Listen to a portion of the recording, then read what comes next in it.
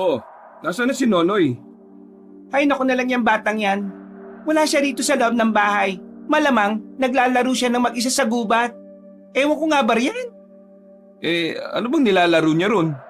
Napakaraming bata rito sa ating baryo na pwede niyang makalaro ah. Ewan ko ba riyan? Pagsabihan mo na lang kapag nakauwi na. Parang hindi nakikinig sa akin eh. O siya, sige. Ako nang bahala. Ay siya nga pala. Alis muna ako ha. Tutungo ako sa bukid dahil naiwan ko ron yung ating asarol. Babalik din naman ako kagad. O sige Dindo, magsombrero ka. Sobrang init ng panahon ngayon eh. Baka kumapano ka. O sige. Saka subukan ko na rin palang daanan sa gubat yung anak mo. Ay mas maigi pa nga. Pauwi mo na nga siya. Baka maengkanto pa yun sa gubat eh. Yan nga ang pinangangambahan ko eh. Hindi natin alam kung ano-ano mga nilalang na nakatira sa gubat. Kaya nga. O basta, pauwi mo na siya. Kapag magmatigas yun, papaluin ko siya ng patpat na kawayan, sabihin mo yun sa kanya. Bahagyang napatawa si Mang Dindo sa sinabi ng kanyang asawa. Minabuti na lang niyang magpaalam kay Aling Marites. Noong naglalakad na ito patungo sa gubat, sa hindi inaasahan ni Mang Dindo ay nakaramdam siya ng kakaiba. Kinabahan siya nang hindi niya alam ang rason. Mas maigi siguro kung uunahin kong puntahan yung anak namin sa loob ng gubat. Ano bang meron sa gubat na yun at parang nawiwili na siya ron? Binilisan niya ang kanyang paglalakad hanggang sa tuluyan siyang makarating sa gubat. Nang naroon na siya, sinalubong siya ng kakaibang samyo ng hangin. Hindi niya maunawaan kung ano ang ibig sabihin nun. Kaya sinuyod niya ang gubat para hanapin si Nonoy. Nonoy! Nonoy! Nasaan ka na? Umuwi ka na, tinahanap ka ng nanay mo! Nonoy! Nasa kalagitnaan siya ng kanyang pagsuyod sa gubat nang makarinig siya ng mga hagikhik. Nagkaroon siya ng hinala na si Nonoy yun.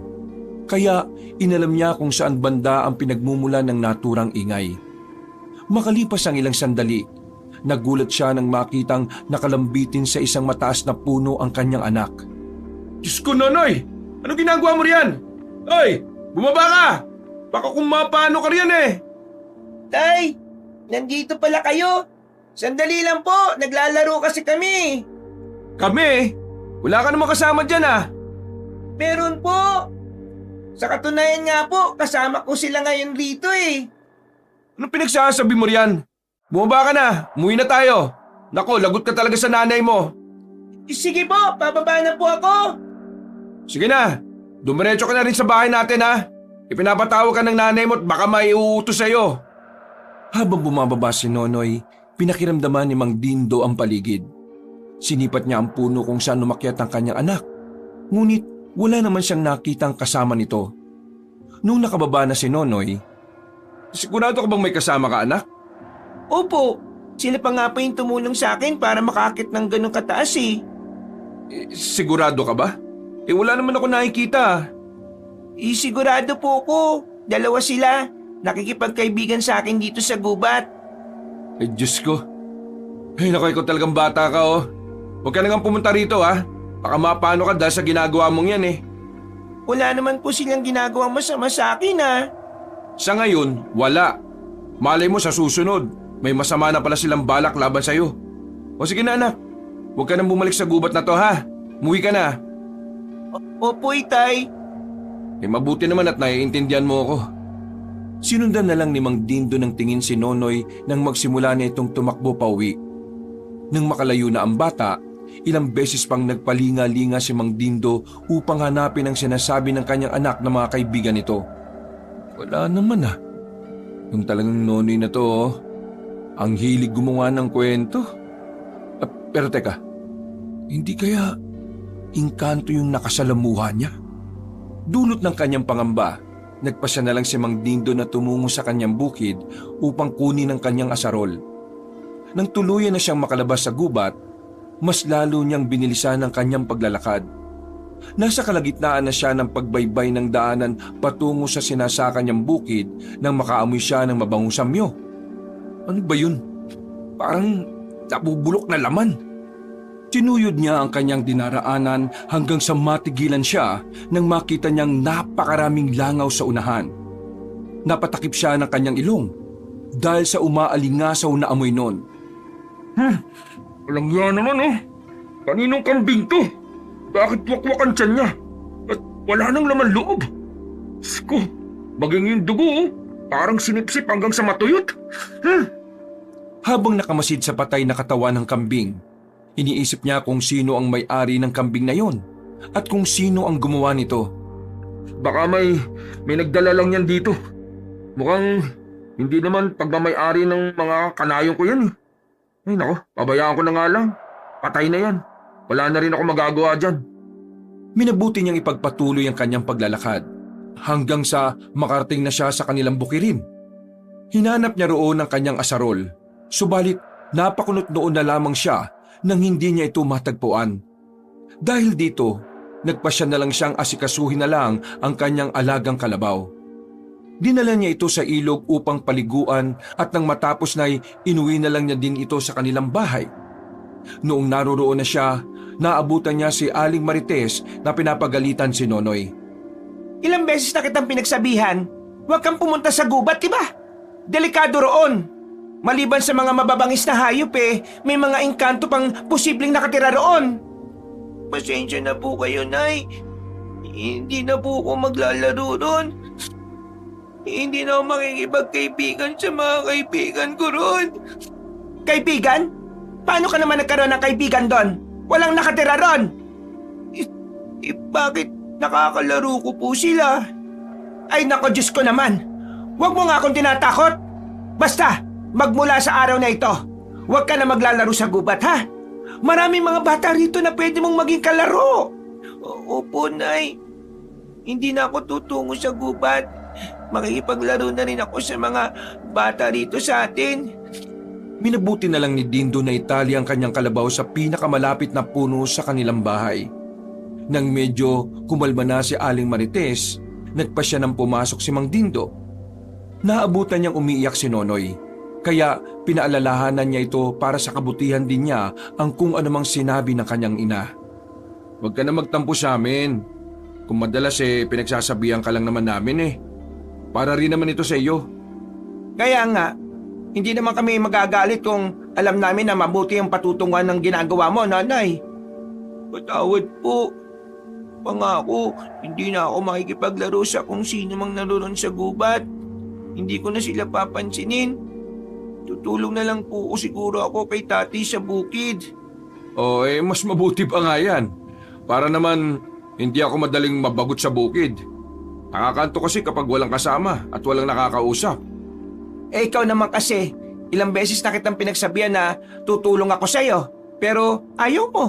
Mas gusto mo pang manatili ako dito sa bahay Kasi naman, mas gusto kong nandirito ka lang at nag-aalaga sa anak natin.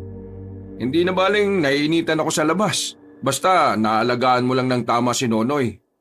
Oo na, ikaw na masusunod.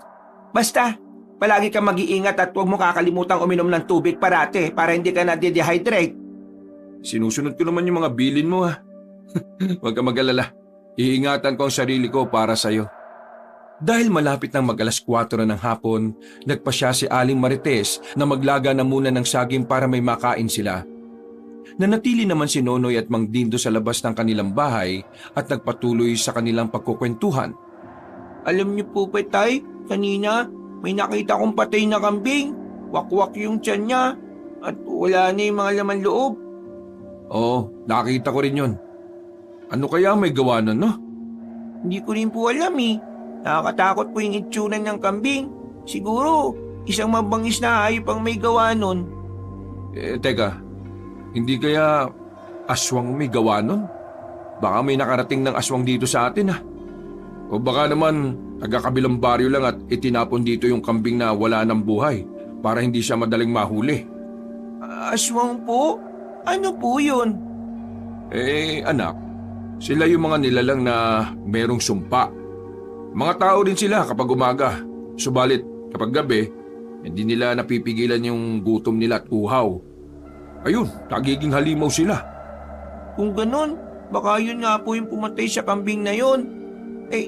Teka po, hindi po ba delikado sa tao yun? Delikado. Mapanganib ang mga nilalang na yon. Lalo na kapag sa babaeng buntis. Hindi nila nagagawang kontrolin yung kanilang sarili. Naku, nakakatakot naman po pala. Sana naman hindi natin siya makasagupa. Sana nga, Nonoy. Ang mahirap pa ron, baka nakakasalumuhan na pala natin dito sa baryo yung aswang. Kaya ikaw huwag kang basta-basta sumasama sa kahit na kanino lang. Mahirap na. Opo, Tay. Tutuon ko na lang po yung pansin ko sa pagtulong sa inyo sa bukid. Mas maigi pa nga. Para naman, habang bata ka pa, alam mo na kung ano yung mga dapat gawin sa taniman natin. Sige po, Tay. Nagpasya na rin pumasok sa kanilang bahay si Nonoy. Samantala, naiwan si Mang Dindo sa labas ng kanilang bahay. Hindi niya maiwasan ang kutuban ng hindi maganda. Lalo pa at malakas ang hinala niya na may aswang na umaaligid sa kanilang baryo. Baka dumating pa yung araw na baka mismong yung kalabaw ko na yung nakawin at matatagpuan ko na lang na wala na itong buhay. Napabuntong hininga na lang siya habang nakatitig sa malayo. Naibaling na lang niya ang kanyang pansin sa tapat ng pintuan na makarinig siya ng mga yabag na papalapit. Luto na nilaga akong saging. Eto. Sandali at kukuha lang ako ng ginamos para may sausawan tayo. Akin na, Marites. Tawagin mo na rin si Nonoy. Pumasok kasi siya sa loob ng bahay Baka nagbihis ng damit niya. Okay, sige. Sandali lang at tatawagin ko siya. Pumasok sa kanilang bahay si Marites para kumuha ng bagoong. Pagkalabas niya, kasama na niya si Nonoy na nakabihis na ng damit. Noon din, pinagsaluhan nila ang nilagang saging. Nasa kalagitnaan na sila ng kanilang pagkain nang may matanong silang isang lalaking naglalakad. Panay ang titig sa kanila at parang kinikilati silang tatlo. Subalit, nang mawari niyang pinagmamasdan din siya, itinuon na lang niya ang kanyang buong pansin sa daanan at dumiretso na sa paglalakad. Sino kaya yung lalaking yon? Hindi ko alam. Baka dayo lang dito. O baka naman may pinuntahan lang na kamag-anak. Naku, ewan ko ba? Parang iba yung pagkakabasa ko sa pagtitig niya sa atin Para bang may kahulugan yun. Ay, wag mo nang intindihin yan. Kumain ka na lang. Pagkatapos nito magluluto na ako ng hapunan natin. Naku, wag na. Dito pa lang busog na kami. Hindi ba, anak? Opo, Nay. Kahit wag na kayong magsaing, kontento na kami dito. Ang sarap nga Ay nako, kayo ang bahala. O paano? Ito na lang yung magsisilbi nating hapunan, ha? Oo, sige, Marites. Para naman makapagpahinga tayo na maaga. Maaga rin kasi akong tutungo sa bukid kinabukasan Sasama na ako sa inyo, Tay, ha? Tutulong po ako sa trabaho niyo sa bukid natin. Mas maigi nga akong ganyan, anak. Para matuto ka na sa murang edad mo. Huwag kang gumaya sa ibang bata dyan, ha? Walang inatupag kundi ang paglalaro. Tama ang nanay mo. Dapat, bata ka pa lang sanay ka na sa pagbabanat ng buto. Sa hirap ng buhay ngayon walang aasenso kung walang kakayod. Nagpatuloy ang kanilang pagkukwentuhan hanggang sa maubos nila ang kanilang saging. Kagaya nga ng kanilang napag-usapan, hindi na sila nagapunan. Pagpatak pa lang ng 6:00, nakasara na ang kanilang mga bintana at pintuan. Nakalatag na rin ang kanilang banig at nagpapaantok na sila. Makalipas lang ang humigit kumulang 15 minuto, tuluyan na silang nakaidlip. Kinabukasan, Marites, pupunta na ako sa bukid Kailangan kong tapusin ang naudot kong pag-aararo doon. O siya, sige. Paano yan? Hatiran kita ron ng pagkain? Wag na. Wag na. Ako na lang ang uuwi. Baka hindi naman abutin ng kalahating araw yung pag-aararo ko Teka. Akala ko ba isasama sa'yo si Nonoy? Oo nga pala. Nasaan na ba siya? Baka tulog pa yun siguro saka na lang. Saglit lang naman ako rin sa bukid Ay, nasama ako sa inyo. Ayan na pala siya sige. Kumain ka na muna ng agahan, Nonoy. Hihintay na lang kita. O sige, kumain ka na rin din para may lakas ka. Nagkape ka lang kanina, di ba? Sige nga. Kakain na rin lang ako. Para kahit pasado 12:00 na kami makauwi hindi kami masyadong gugutumin. Kaya nga. O sige na. Halina kayo sa kusina at ipaghahain ko na kayo. Napatangon na lang ang mag-ama kay Aling Marites. Noon din, sumama sila sa kusina. Nang nakapaghain na siya, kumain na rin si Mang Dindo at Nonoy. Pagkatapos nila, Alis na po tayo, Tay. "Oo anak, tayo na't nang makauwi rin tayo kaagad. Magsuot ka ng sombrero ha, at baka mainkanto ka ron." Hay, kayong dalawa. Magdala nga kayo ng tubig nyo at sobrang init ng panahon. Opo, sandali lang at kukuha ko ng galon na paglalagyan ng inumin natin na tubig. Nang makalis si Nonoy, sinabi ni Mang Dindo ang patungkol sa nawawala nilang asarol. Sinabi na lang ng lalaki kay Aling Marites na ipapahanap niya kay Nonoy at baka makita pa nila roon sa bukid. Nang makabalik na si Nonoy, sinabi ni Mang Dindo sa kanilang anak na hanapin nito ang asarol. Napatungo naman si Nonoy at niyaya niya ang kanyang ama na aalis. Nung nakalis na sila, Tay, totoo po ba yung mga aswang?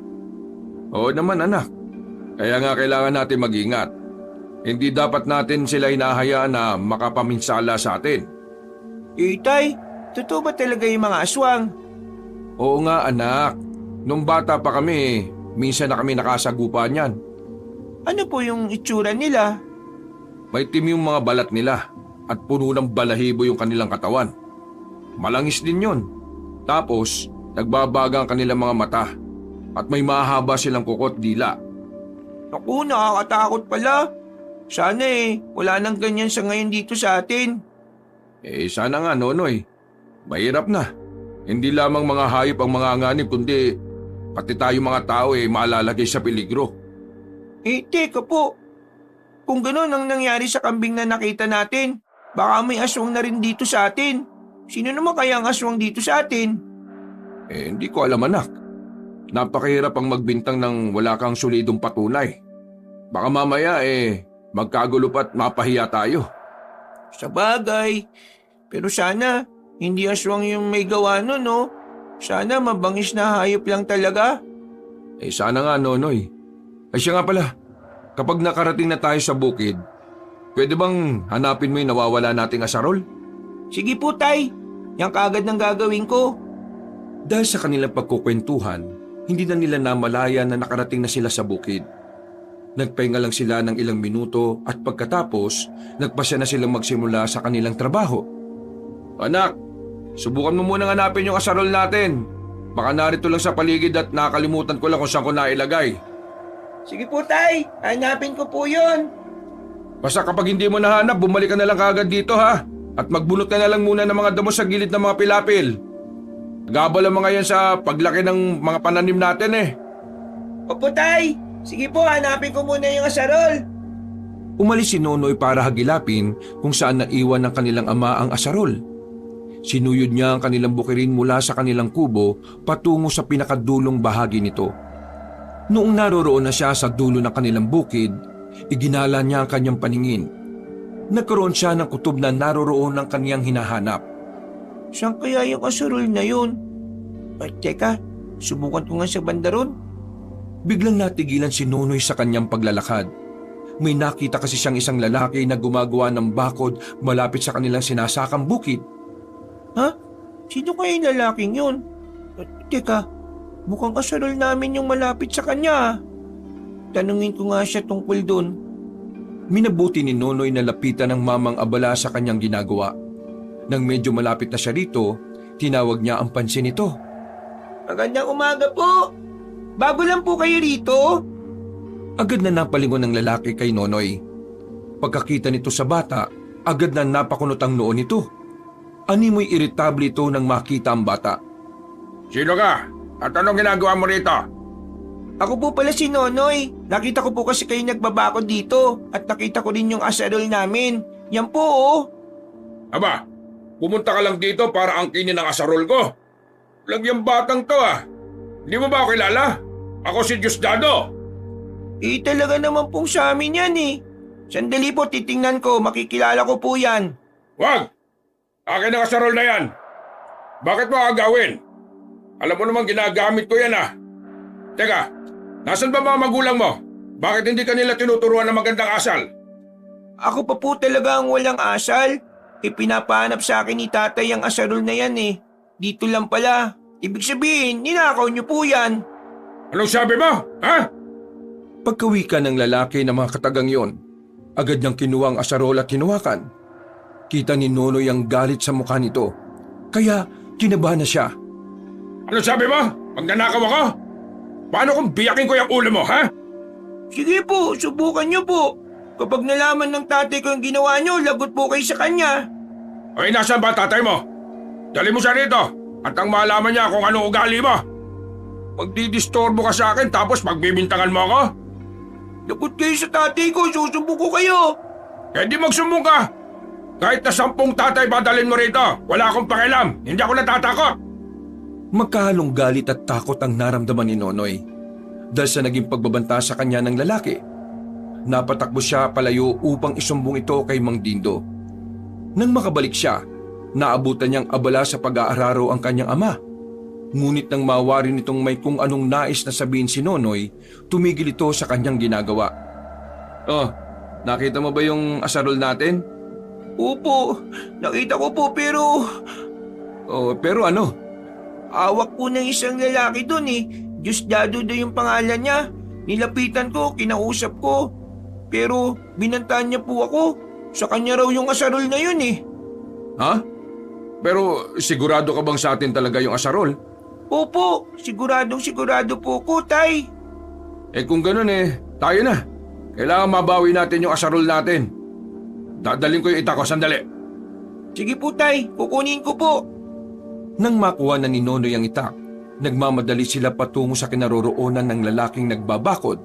Subalit, nang makarating na sila sa bandang dulo na kanilang bukirin, hindi na nila ito naabutan. Wala na roon ang lalaki, pero naroroon ang asarol. Tama ka anak, sa atin nga yung asarol na yan. Kunin mo at ang madala natin pauwi. Sige po, tay. Tingnan muna pala natin ang paligid. Teka, bakit kayo binabakuran niya yung lupain ito? Ewan ko po, baka sa kanya po yung lupay na ito. Baka naibenta sa kanya. Pabaya mo na. Tayo na't nang matapos ko na itong pag-aararo. Uwi na tayo kagad pagkatapos nun. Napatango si Nonoy sa kanyang ama at nagsimula na silang maglakad. Pagkabalik nila sa kanilang kubo, naghintay na lang siya kay Mang Dindo hanggang sa matapos na ito sa pag-aararo. Tayo na, umuwi na tayo. Dalhin mo na rin yung asarol at baka nakawin pa ulit yan sa atin. Sige po, tay. Mandalang sa akin yung taong yun kapag nagkita kaming dalawa. Magkakaroon din ako ng pagkakataon para makatagpo siya. Humanda siya sa akin kapag nagkita kami. Noong makauwi na ang mag-ama, agad na ipinakita ni Mang Dindo kay Aling Marites ang asarol. Nagulat naman ang Ali at nagtaka siya kung saan nila ito nakuha. Hindi naman nagdalawang isip si Mang Dindo na sabihin ang patungkol sa taong nagnakaw nun. Ayop talaga yung taong yun Kung sino man siya, huwag siyang gagawa ng hindi maganda rito. Abay dayo lang siya. Ang kapal talaga ng mukha, ano? Nakuha pang magnakaw at siya pang matapang. Pasalamat nga siya at si Nonoy lang yung kanyang nakaharap Kung nagkataon, baka tinaga ko siya ng itak ko. Ay, pabayaan mo na. Hayaan na lang natin na ang Diyos na mismo ang magparusa sa kanya. Tsak na hindi siya patutulugin ang konsensya niya. Hindi. Binanta niya si Nonoy Hindi ako papayag na gaganyanin ng isang dayo yung anak natin. Ano? Nagbanta ang taong yon? Oo. Kahit tanungin mo pa yung anak natin. Nonoy, totoo bang sinabi ng ama mo? Opo, bibiyakin nga raw niya po yung ulo ko Siya na ang nagnakaw, siya pa ang matapang. Oh, diba? Sabi ko sa iyo napakawalang hiya talaga Humanda siya bukas sa akin at makikita rin kami. Napabuntong hininga na lamang si Aling Marites. Dahil oras ng pananghalian, nagpasya silang tatlo na kumain na lang. Habang nanananghalian, pinag-usapan nila ang patungkol sa mga plano nilang itanim sa bukid. Basta, kahit anong itanim mo, sana marami tayong maani. Biyayaan sana tayo ng Diyos. Sana nga Marites, diyan lang tayo makakabawi. Huwag lang din sanang maging sagabal ang presensya ng bagong salta rito. Hindi kasi maganda ako tungkol sa kanya Ako rin, parang nakakapagtaka. Sumulpot lang siya dito at nagsimulang gumawa ng bakod sa katabing lupain. Huwag lamang siyang gagawa ng ikasasama natin. Hindi ako magdadalawang isip na labanan siya. Nung matapos na sila sa kanilang pag-aapunan, nagpasya na silang tatlo na magpahinga. Ngunit kahit na anong gawin ni Mang Dindo at Nonoy ay hindi sila makaidlip. Dahil himbing na rin sa pagtulog si Aling Marites, minabuti na mag-ama ang bumaba muna para magpahangin. Alam mo anak, hindi talaga maganda yung kutob ko sa taong yun eh. Ako rin po. Parang walang mabuting gagawin eh. Sipin nyo, siya na ang nagnakaw, siya pa galit. Hindi kaya may iba siyang pakay rito sa baryo natin? Ano pong ibig niyo pong sabihin? Baka may kung ano siyang masamang gagawin dito sa atin eh. Ano kaya kung alamin natin kung saan siya nakatira? Ano po ba yung binabalak niyo, Tay? Gusto kong matyagan yung taong yon. Nais kong malaman kung ano ang kanyang ginagawa at kung ano ang talagang pakay niya rito. Sige po, sasamahan ko po kayo. Kung ganon, subukan natin alamin kung saan ang bahay niya. Kunin mo yung itak ko. Sige po, sandali lang po, kukunin ko. Nagmamadaling umalis si Nonoy. Pagbalik niya, may dala na siyang 2 itak. Isinara na rin niya ng mabuti ang pintuan ng kanilang bahay. Dahil isang gabi na lang ay kabilugan na ng buwan. Hindi na sila nagdala pa ng sulo. Kailangan mag-ingat tayo. Hindi natin alam kung ano ang ating madadatnan doon. Kaya nga po, natatakot nga po ako pero dahil kasama ko kayo, alam kong walang mangyayari sa atin. Huwag kang mag-alala. Hindi rin tayo magtatagal doon. Hindi kita pababayaan. Wala kang dapat na ikatakot. Opo, Tay, salamat po. Nagsimula silang maglakad patungo sa dulong bahagi ng kanilang bukirin. Nang naroroon na sila, sinuyod nila ang buong paligid. Ilang sandali pa, may naaninag siyang isang kubo roon na merong malamlam na gasera. Alam nilang bago lang yon, kaya lumapit sila roon. Huwag kang masyadong gagawa ng ingay ha. Baka mahalata tayo. Yan ba yung bahay ng lalaking yun, Tay? Siguro yan nga. Bagong tirik lang yan dito eh. Ewan ko nga ba kung sino yung nagbigay sa kanya ng paintulot para magtayo ng bahay rito at maglagay ng bakod. Dumiretso sila sa kanilang paglalakad hanggang sa makarating sila sa tapat ng isang kubo. Nang naroon na sila, nagmatsyag sila sa paligid. Sobrang tahimik at animoy walang tao sa loob.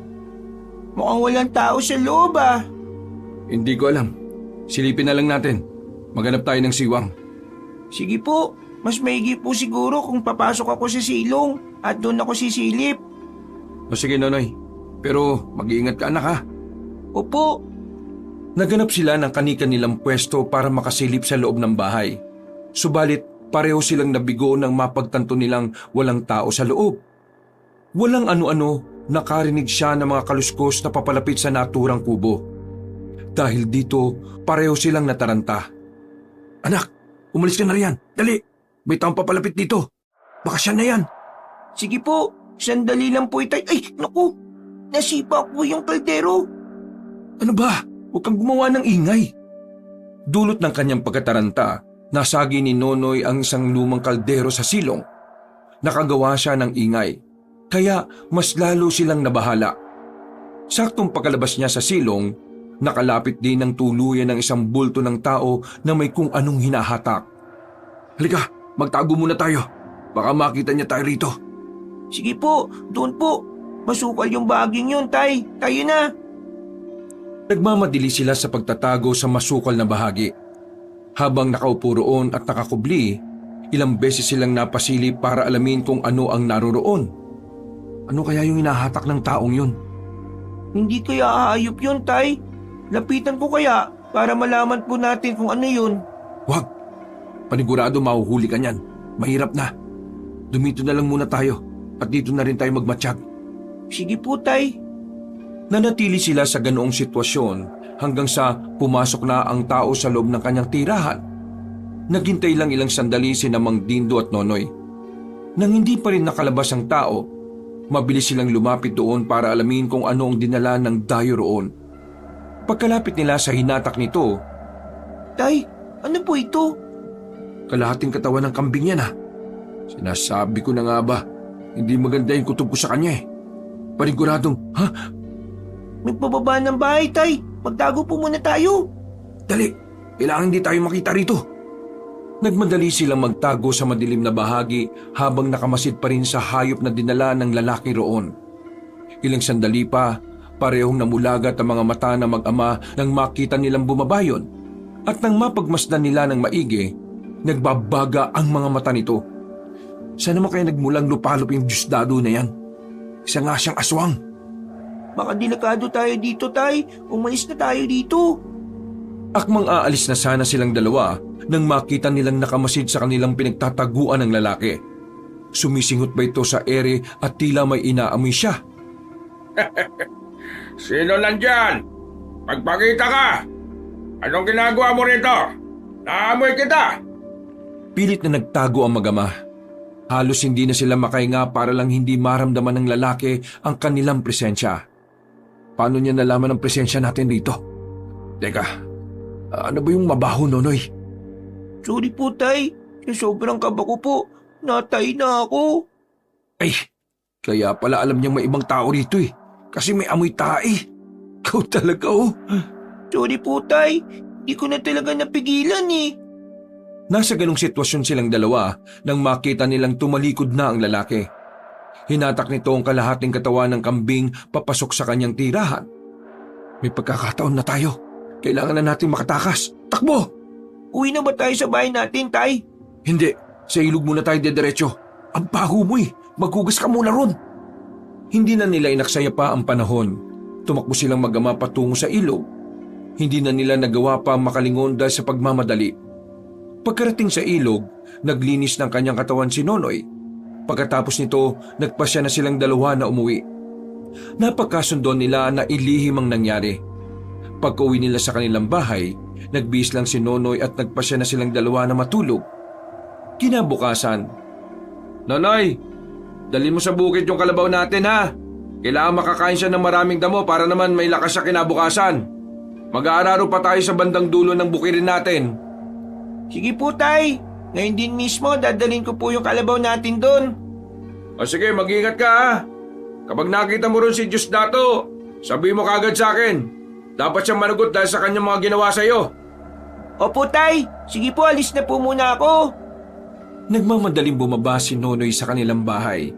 Nang tuluyan na siyang nakalabas, pinuntahan niya ang kanyang kalabaw. Halos hindi siya makapaniwala nang mapagtanto niyang naroroon pa ang tali ng kanilang alaga. Ngunit wala na ito roon. Nilapitan niya ang puno at nakita niya ang iilang bahid ng dugo roon at maging sa lupa. Itay! Nay! Yung kalabaw po natin, nawawala! Anong sabi mo? Sandali, bababa ko riyan! Nagmadaling bumaba si Mang Dindo. Sumunod na rin sa kanya si Aling Marites. Pareho silang nanlumo nang mawari nilang nawawala ang kanilang alaga. Hanapin po natin, baka nandito lang siya sa paligid. Sige, ikaw Nonoy, doon ka. Ikaw Marites, sa bandaron. Doon naman ako maghahanap. Nagkanya-kanya sila ng takbo para hanapin ang kalabaw nila. Subalit kahit saang banda man sila maghagilap, hindi nila ito nakita. Nung makabalik na sila sa tapat ng punong pinagtalian, Tay, may nakita akong bahid ng dugo sa lupa at maging sa puno. hindi kaya... Halika Nonoy, samahan mo ako, may pupuntahan tayo. Ay, saan naman kayo pupunta? Saka na namin sasabihin. Dumito ka lang muna sa bahay at baka bumalik pa yung magnanakaw ngayong umaga. Nagmadaling umalis sina Mang Dindo at Nonoy. Kahit pa hindi alam ng bata kung saan talaga sila pupunta, sumama na lang siya sa kanyang ama. Noong lumaon, nawari ni Nonoy kung saan sila patungo. Ano po yung gagawin natin sa bahay ni Mang Diosdado, Tay? Siya lang ang alam kong may kakayahang magnakaw ng kalabaw natin. Malakas ang kutob kong gumunti siya kagabi dahil pinuntahan natin siya sa kanyang bahay. Pero baka kung ano po yung gawin niya sa atin, Tay. Huwag ka mag-alala. Walang gaanong kakayahan ng aswang kapag may araw. Tayo na, baka hindi pa natin siya abutan. Sige po, Tay. Dahil sa pagmamadali nila sa paglalakad, hindi na sila dumaan sa kanilang bukirin. Nang lumaon, nakarating na sila sa tapat ng bahay ni Mang Diosdado. Nagmatsyag sila at nang mapansin nilang tahimik ang buong paligid, sinubukang sumigaw ni Mang Dindo. Hoy! Diosdado! Lumabas ka riyan! Anong ginawa mo sa anak ko? Sino yan? Hindi kita kilala. Anong pakay mo rito? Nandito ako para alamin ang dahilan mo. Bakit mo binanta ng anak ko? Habang sumisigaw si Mang Dindo, sinenyasan niya si Nonoy na mag-ikot sa paligid at alamin kung merong bakas doon ang kanilang kalabaw. Lumangit-ngit naman ang pinto ng bahay ni Mang Diosdado at ilang sandali lang lumabas na ito na merong dalang itak. Sino ka? At bakit mo binubulabog ang tulog ko? Ama ako ng batang binantaan mo. Bakit mo siya binantaan? Ninakaw mo na nga yung asarol namin eh. Ikaw pa magbabanta? Ano pinagsasabi mong ninakaw? Ako pa nga ninakawan niyo eh. Pag mong sabihin ikaw yung nagnakaw nun at binabaliktad mo lang ang sitwasyon. Ako pa talaga ang babaliktad ha. Sa oras na ulitin mo pa yung ginawa mo kay Nonoy, malalaman natin kung hanggang saan niyang kaya mo. Ako ba talaga hinamon mo? Handa ko kahit anong oras. Huwag ka lamang susugod dito ulit at may kalalagyan ka sa akin. Ay isa pa pala, ano mo nagawa magtayo ng bahay rito at makapagsimula ng pagbabakod? Ibinigay ng may-ari ang lupain ito sa akin. Bakit? Payagal ka? Hindi na nakasagot si Mang Dindo. Nakabalik na si Nonoy at pabulong itong nagwika na wala siyang mahanap na palatandaan na naroroon ng kanilang kalabaw. Nang ibaling nila ang kanilang pansin, nakita nila ang isang tumpok ng dayami. Napansin naman ni Mang Diosdado na nakatitig ang mag-ama roon. Umalis na kayo! Alis! Ang distorbo! Ninaisa ng puntahan ni Nonoy ang tumpok ng dayami. Subalit pinigilan siya ng kanyang ama. Sinabi nitong magtatanong-tanong muna sila sa kanilang kababaryo at baka sakaling may makuha silang impormasyon. Bakit niyo po ko pinigilan, Tay? Baka yun na po yung kalabaw natin. Hayaan mo na. Mamayang gabi, babalik tayo at malalaman natin kung kalabaw natin yon. Malakas ang kutob kong wala nang buhay ang kung anumang hayop na tinabakan niya ng dayami. At sana, hindi yun yung kalabaw natin. Pero paano po kung halagan natin ang nandun? Bahala na. Kailangan mahuli natin sa akto ang Diosdado na yan. Kung kalabaw man natin ang naroroon, magbabayad talaga siya sa atin. Nagpasya na lamang sila mag-ama na sa bukid nila sila dumaan. Nasa kalagitnaan sila ng kanilang paglalakad nang matanaw ni Nonoy ang bakod na ginawa ni Mang Diosdado. Itay, mukhang may bagay ng bukid natin ang binakuran ni Mang Diosdado ah. Ba't walang hiya yun ah? Sino nagbigay sa kanya ng karapatan na gawin yan? Halika, lapitan natin at alamin. Bininisan nila ang kanilang paglalakad hanggang sa makarating sila sa tapat ng ginawang bakod ni Mang Diosdado. Napamura na lang si Mang Dindo nang malaman niyang tama ang sinabi ni Nonoy. Halos ilang bahagi ng kanilang bukirin ang sinakop ng bakod ng dayo. Ba't napakawalang ya talaga ng Diosdado na yan ah? Halika, sirain natin ang bakod na yan. Marahil gabi niya ginawa to eh. Napakaganid niya. Pati ang di sa kanya talaga aangkinin niya. Magnanakaw talaga. Pinagtatataga ni Mang Dindo ang bakod hanggang sa tuluyang masira ito. Isa-isa namang itinapon ni Nonoy ang bahagi ng bakod na nasira. Bago pa lang siya dito eh. Pero marami na siyang naging atraso. Umanda siya kapag kinanti niya ang ibang tao rito. Kukuyugin talaga siya ng mga taga-nayon at itatapon sa malayo. Ano kaya kung isumbong natin siya kay Kapitan? Bag, kilala ko si Kapitan. Tayo pa magiging masama niya kapag nagkataon. Ano pong gagawin natin? Abayaan na lang muna natin. Karma na lang ang bahala sa kanya. Nang matapos sila sa kanilang pagsira ng bakod, nagpasya na silang umuwi. Pagka-uwi nila, nagulat sila sa balita ni Aling Marites sa kanila. Hindi lang pala kalabaw natin ang nawawala. May mga kanayon tayo naghahanap ng kanilang mga alaga. Nawawala rin daw. Hindi kaya marami magnanako na pumupunta dito sa atin paggabi? Hindi ako naniniwala dyan. Isa lang ang hinala kong kumuha ng lahat ng yon. Hindi ko man alam kung anong tunay niyang pakay, pero malakas ang kutob ko na siya ang magnanakaw. Kung ganon, sino? Sino ang posibleng gumawa ng lahat ng ito? Ang dayo rito sa ating baryo, si Diosdado. Siya lang naman ang may potensyal na gawin yan eh. Paano mo naman nasabi yan? Bago pa lang ang tao rito ah. Hinuhusgahan mo na kagad? Marami na siyang ginawang hindi maganda. Una, ninakaw niya yung asarol natin. Pangalawa, binantaan niya si Nonoy. Ngayon nga nalaman namin binakuran niya yung ibang bahagi ng bukirin natin. Ha? Anong ibig mo sabihin? Kanina kasi, nung papunta kami ng bahay niya, sa kabila kami dumaan.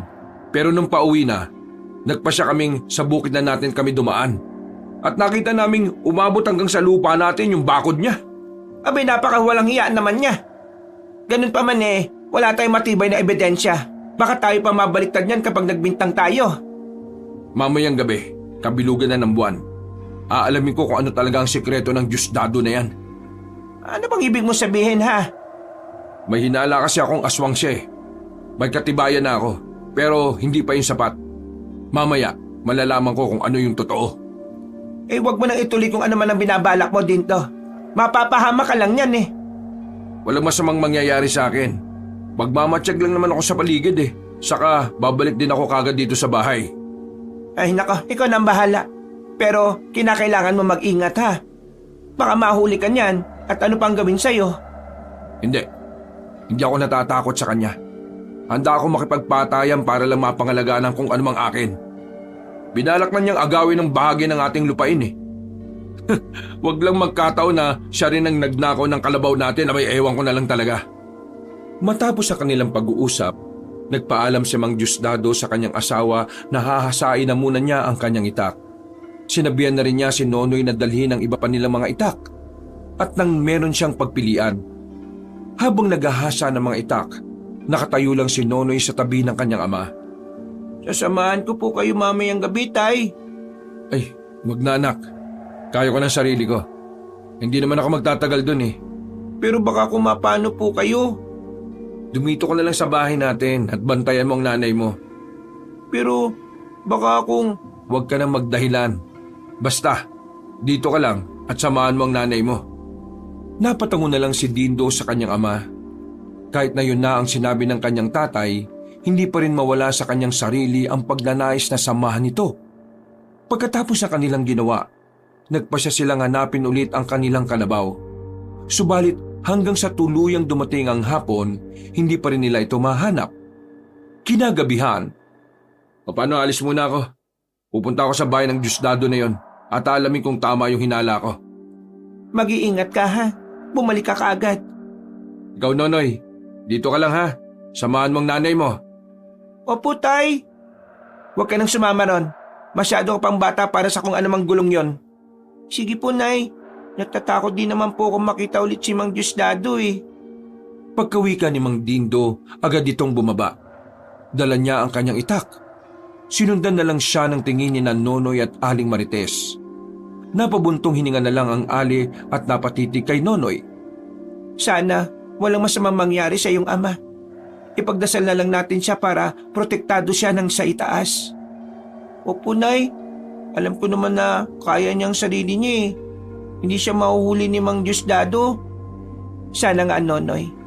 Sana nga'y gabayan siya ng Panginoon natin. Matapos ang kanilang usapan, saglit na nagpaalam si Nonoy sa kanyang ina para magbawas. Napasapo na rin siya sa kanyang tiyan, kaya napatango na lang si Aling Marites sa kanya. Dahil nasa labas ang kanilang banyo, nagmadali siyang lumabas sa kanilang bahay. Kailangan ko masundan si tatay. Baka kung ano yung mangyari sa kanya. Wala akong pakialam kung masyado pa akong bata. Bago dumiretso ng lakad, napalingon pa siya sa kanilang bahay. Nung masiguro niyang hindi nakamasid sa kanya si Aling Marites, nagmadali siyang umalis. Wala siyang naging pakialam kung wala man siyang dalang kahit na anong panlaban. Ang tanging nais niya ay mahabol ang kanyang ama at masama nito sa kung anuman nais niyang gawin. Kalaunan, may nakita siyang gumagalaw sa hindi kalayuan. Mukhang si tatay yun ah. Dahil kawangis ng kanyang ama ang nakikita niya, mas lalo niyang binilisan ng kanyang paglalakad hanggang sa... Tay, hintayin niyo ako. Sasama po ako sa inyo. Tatakbo na sana siya para mas malapitan ng kanyang sinusundan nang biglang tumigil ang taong nasa unahan niya.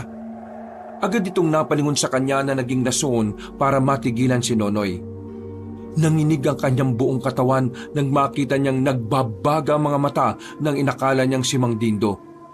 Naglalaway rin ito ng malapot at animoy wala sa kanyang sarili. Sino ka? Bakit mo ginaya yung tatay ko? Anong ginagawa mo dito sa baryo namin? Hindi sumagot ang nilalang. Napaangin lang yon saka napasinghot sa ere. Walang ano-ano, mabilis itong humakbang upang lapitan si Nonoy. Dahil sa matinding takot naman ng bata, napatras ito. Tatakbo sana siya, ngunit nanlambot ang kanyang tuhod. Hanggang sa napalumpasay na lang siya sa lupa. Pagkalapit sa kanya ng nilalang, napanganga ito at inakma siyang sasagpangin. Ay, tulungan mo ako! May aswang dito! Hindi naman natinag ang aswang sa naging pagsigaw ni Nonoy. Inilapit niya ang kanyang bibig sa leeg ng bata, ngunit natigilan nito at napaungol. Nakasalot kayo, aswang kayo! Matagal ko na kayong hinahanap! Nandito na pala kayo! Napag-alaman ni Nonoy na tinaga ng matanda ang aswang sa batok. Ngunit dahil hindi pa ito napuruhan, muling tinaga ng matanda ang aswang. Napugutan ng ulo ang nilalang at mas lalong nahintakutan si Nonoy. Huwag ka matakot, bata. Wala akong intensyon na saktan ka. Sino po kayo?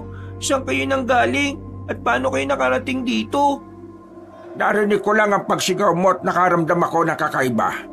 Alam kong nangangailangan ka ng tulong. Kaya lumapit ako rito. Ako nga pala si Laura at hindi na mahalaga kung saan ako nanggaling. Ano po bang pakay nyo dito? Wala naman. Naawa lang ako sa batang katulad mo. Kung hindi ako lumapit para patayin ang aswang na yan baka ikaw rin ang kanyang pinatay. Maraming salamat po, Tandang Lauro. Utang ko sa inyo ang buhay ko. Walang alaman yon, bata. Teka, anong ginagawa mo rito? Hindi mo ba alam na delikado rito sa labas ngayong gabi? May mga aswang na nakarating dito at nagkaroon sila ng piging. Ano po ba yung ibig pong sabihin nun? May pinagsasaluhang kalabaw ang mga aswang sa bandang dulo ng nayong ito. Natigilan ng ilang segundo si Nonoy. Naalala niya si Mang Diosdado at ang kanyang amang pumunta sa bahay nito para magmatsyag. Kinutuban siya ng hindi maganda, kaya nagpaalam siya kay Tandang Lauro. Tandang Lauro, mauuna na po ko. Kailangan ko mapuntahan si tatay. Baka ako mapano na siya eh. Hapay, napakalakas naman ng loob mo, bata. Bago ka umalis hayaan mong bigyan kita ng proteksyon laban sa mga aswang na yan. Proteksyon po? Eto, tanggapin mo itong 2 trespi ko. Ibigay mo ang isa sa iyong ama at suotin mo rin ang isa para walang mangyaring masama sa inyo. Maraming salamat po, Tandang Lauro. Maraming salamat po talaga. Ay sige na, baka kung ano pa mangyari sa ama mo. Sa iyo na rin itong itak ko. Kargado na yan ng dasal at pamuksayan sa mga masasamang elemento. Maraming salamat po. Noon din, nagpaalam si Nonoy na umalis na. Napatango naman sa kanya ang matanda at nanatiling nakatayo doon. Nang makailang hakbang na ang bata, nilingon niya ang matanda. Namulagat na lang ang kanyang mga mata at lumakas ang kabog ng kanyang puso nang makita niyang kinain ng liwanag si Tandang Lauro. Ano kaya nangyari kay Tandang Lauro? Ano ba siya? At bigla na lang siyang dumating at bigla na ring nawala. Magkahalong pangingilabot at pagkamangha ang kanyang naramdaman. Isa lang ang naging sigurado ni Nonoy, hindi pangkaraniwang tao si Tandang Lauro. Isinuot niya ang isang trespiko at tinawakan ng maigi ang isa pa. Ilang sandali lang nakaramdam siya ng kakaibang enerhiyang bumabalot sa kanyang katawan. Pakiramdam niya'y naging ibang tao na siya, kaya nawala ang kanyang takot. Kailangan kong makita si tatay. Baka kung napano na siya. Mabigay ko sana kagad sa kanya itong trespikong medalyon na bigay ni Tandang Lauro. Dahil maliwanag ang buwan, hindi nahirapan si Nonoy na baybayin ang daan patungo sa bahay ni Mang Diosdado. Nang malapit na siya roon, nagtaka siya kung bakit may ingay siyang naririnig. Sinipat niya ang paligid hanggang sa matanaw niya ang kanyang ama. Payuko siyang lumapit dito upang walang ibang makakita sa kanya. Tay, marami po ba talagang aswang dito? Oh, Nonoy, bakit ka nandito? Pinagsabihan na kita. Nag-aalala po kasi ako eh. Baka kung ano na po mangyari sa inyo. Ang nanay mo, hindi ka ba nag-aalala? Mag-isa lang siya sa bahay natin. Huwag na po kayong magalit. Ito, suotin niyo po ito. Ano ba to? Saan ang galing to? Binigay po yan ng matandang tumulong sa akin. Suotin daw natin bilang proteksyon. Sinong matanda? Bakit? Ano bang nangyari sa'yo? Magsasalita na sana si Nonoy nang bigla siyang matigilan.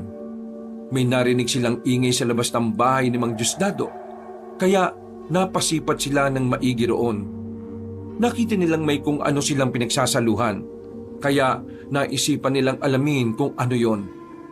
Teka po, ang tumpok ng dayaming nakita natin, nawala na. Nalinti ka na. Malamang, hayop talaga ang tinakpan yun. Tayo na, mas lapitan pa natin ang bahay ng Diosdado na yan. Ito po, suotin niyo muna po ito nang may protection po kayo kahit na papano. Isinot naman ni Mang Dindo ang trespikong ibinigay sa kanya ni Nonoy. Inihanda na lang din nila ang kanilang itak at marahang pumwesto sa bahagi kung saan makikita nila ang mga naroroon. Nang tuluyan na silang nakalapit doon, nagulat sila nang mapagtanto nilang hindi mga normal na tao ang nasa piging na yon. Itay, parang yan po yung... Kalabaw natin! Kalabaw natin yung pinagsasaluhan nila! Walang iya! Ilang taon nating inilagaan tapos gaganyanin lang nila. Magbabayad sila! Ano pong gagawin natin, Tay? Baka po kapag kukumprontahin natin sila, malalagay tayo sa panganib. Hindi. Magmamatsyag lang muna tayo rito. Kabilugan ng buwan ngayon. Malalakas sa mga aswang na yan. Kailangan maghintay tayo ng panahon para makaganti. Matibay na ang ebidensya natin. Habang pinagmamasdan nila sina Diosdado, nanginginig sila sa galit. Dahil sa kanilang nasaksihan, mas napatunayan nilang aswang ang dayo at maging ang mga kasamahan nito. Nakakatakot ang mga mukha nila. Ganyan din yung itsura ng mga nilalang na sumugod sa akin kanina eh. Ano? Ang ibig mo sabihin? Wala nang nagawa si Nonoy kung hindi ang sabihin ng patungkol sa naging karanasan niya at kung paano siya tinulungan ng matanda. Napagtanto nilang dalawa na marahil papunta na rin sa bahay nila si Mang Diosdado. Sapat na sa akin ang nalaman natin kung anong totoo. Manghingi tayo ng tulong sa mga tao at ang maitaboy na sa baryong itong Diosdado na yan. Simula pa lang, sila pala ang rason kung bakit may mga hayop na nawawala sa baryo natin. Pero delikado po tayong lahat dito. Kung nagawa nila yan sa mga hayop, baka sa susunod, iisa-isay na niya ang mga tao dito. Sa ngayon, kahit pa na masakit sa akin na mawala ang alagang kalabaw natin, ipagpapasadyos ko na lang yon. Masakit nang mawalan ng alaga. Pero dihado tayo. Mas marami sila at hindi natin sila kakayanin. Muli nilang sinulyapan ng mga aswang na nagsasalo-salo. Binilang pa sila ni Nonoy at halos nasa 20 silang lahat. Sabik sila sa pagkain ng karne ng patay na kalabaw. At animoy wala sila sa kanilang katinuan. Tayo na! Sige po, Tay. Nagmamadali silang maglakad hanggang sa makalayo na sila sa bahay ng dayo. Napalingon pa silang pareho at nawari nilang hanggang sa mga oras na yon nagkakasiyahan ng mga yon. Paano po kung mamayang gabi, ang mga taga dito naman ang kanilang pagdiskitaan? Hindi naman siguro. Busog na mga yun malamang. Uuwi na rin sila kung saan lupalop sila nang galing. Kapag si Diosdado na lang ang may iwan dito, doon ko siya kukomprontahin dahil sa ginawa niya. Kayo po ang bahala, Tay. Tayo na po. Baka nag-aalala na po si nanay sa atin. Lagot ka sa kanya. Pinagsabihan naman kita na huwag ka nang lumabas eh. Mas nag-aalala po ko sa inyo eh. Susugod kayo na mag-isa sa aswang. Wala kang dapat na ipag-alala, anak. Alam ko naman kung anong gagawin ko eh. Hindi naman ako basta-basta susugod sa kanila. Lalo na't marami sila. Magiging pagkain lang ako ng mga aswang na yon. Binilisan nila ang kanilang paglalakad hanggang sa makarating sila sa kanilang bahay. Naabutan nilang nakadungaw sa bintana si Aling Marites. Pagkakita niya kay Nonoy, namulagat ang kanyang mga mata. Sinasabi ko na nga pa eh. Pumasok ang mag-ama sa kanilang bahay. Nang naroon na sila, agad na nilapitan ni Aling Marites si Nonoy at sinimulang pagalitan. Pinigilan naman siya ni Mang Dindo at sinabi kung ano ang kanilang natuklasan. Bakit hindi mo siya kinumpronta ha? Walang yang yon. Kung hindi mo siya magagawang kumprontahin, ako susugod doon. Wag na, Marites. Marami sila at baka kumapahama ka lang. Kahit na, hindi mo ba naisip kung gaano kalaking naitulong sa atin ang kalabaw na yon? Kung ilang taon natin pinaghirapan pakainin yon at alagaan. Ako susugod doon. Hindi ko mapapalampas ang ginawa nilang ito. Pagkatapos niyang magsalita, inagaw niya ang itak ni Mang Dindo. Mabilis na tumakbo si Aling Marites palabas sa kanilang bahay. Hindi na nito nagawa pang makalingon sa kanyang mag-ama at dire-diretso sila sa kanyang pagtakbo. Kailangan masundan natin ang nanay mo. Pipigilan natin siya kung ano man ang balak niya. Napakadelikado ng gagawin niya. Tayo na po, Tay, bilis! Kumuha pa ng isang itak si Mang Dindo. Si Nonoy naman, hawak pa rin niya ang itak na bigay sa kanya ng misteryoso matanda. Noon din, hinabol nila si Aling Marites. Pareho silang kinutuban ng hindi maganda dahil sa ginawa ng ali. Dulot ng suot niyang agimat, naging mabilis din ang pagtakbo ni Nonoy at hindi ito nakaramdam ng pagod. Kinakailangan natin mapigilan ng nanay mo. Baka kung mapano siya sa kamay ng mga aswang. Nasa kalagitnaan sila na kanilang pagtakbo nang marinig nila ang pagsigaw ni Aling Marites. Dahil dito, mas lalo nilang binilisan ang kanilang pagtakbo hanggang sa matanaw na nila si Aling Marites. Marites! Sinabihan naman kita! Delikado ang gagawin mo! Tulong, Tito! Tulungan mo ako! Anong nangyari? Hindi! Lubayan niyo asawa ko! Mga demonyo! Nakita na mag-ama kung paanong paligiran ng mga aswang si Aling Marites. Pareho silang nabahala. Kaya napatakbo na sila upang lapitan ang mga ito. Nang halos 2 dipa na lang ang layo nila sa kinatatayuan ni Aling Marites at ng mga nilalang, ay napagtanto nilang higit sa 5 aswang ang naroroon. Dindo, anong gagawin ko? Tulungan mo ako! Huwag ka mag-alala, hindi kita pababayaan. Kayo mga aswang, lubayan niyo siya! At akong halapin niyo! Kami ang kalabanin niyo, huwag si nanay! Noon din, dumampot ng bato si Nonoy at ibinato sa isa sa mga aswang. Naggalit ito, kaya ibinaling niya ang kanyang pansin sa bata.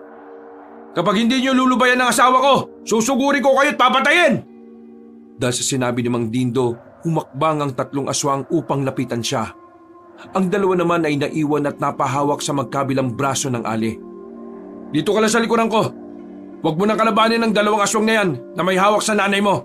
Akong bahala sa kanila. Baka kung mapano ka pa kapag kinalaban mo mga yan. Pero baka po kung anong gawin nila kay nanay. Huwag kayo magkakamaling saktan ng asawa ko. Hindi ako titigil hanggat hindi ko kayo napapatay. Dahil sa kanyang sinabi, napaangil ang 2 aswang. Inikutan naman sila Nonoy ng 3 aswang at naganda ang mga ito sa pag-atake. Napahawak naman ang maigpit sa kanilang mga itakang mag-ama habang hinihintay kung ano ang susunod na gagawin ng mga aswang. Ganda mo sarili mo, Nonoy. Sige po, tay! Sa isang pagkisap ng mga mata nilang 2, sumugod sa kanila ang 3 aswang. Nag-init ang katawan ng mag-ama at alam nilang dahil yon sa suot nilang medalyon. Bunsod nito, hindi sila nakaramdam ng takot habang kaharap ang mga aswang. Nilabanan nila ang mga ito. At dahil sa taglay nilang bertud na nagmula sa Tres Pico, nagawa nilang ilagan ng mga pag-atake sa kanila. Sige, Nonoy! Huwag ka matakot sa kanila! Mga aswang lang sila!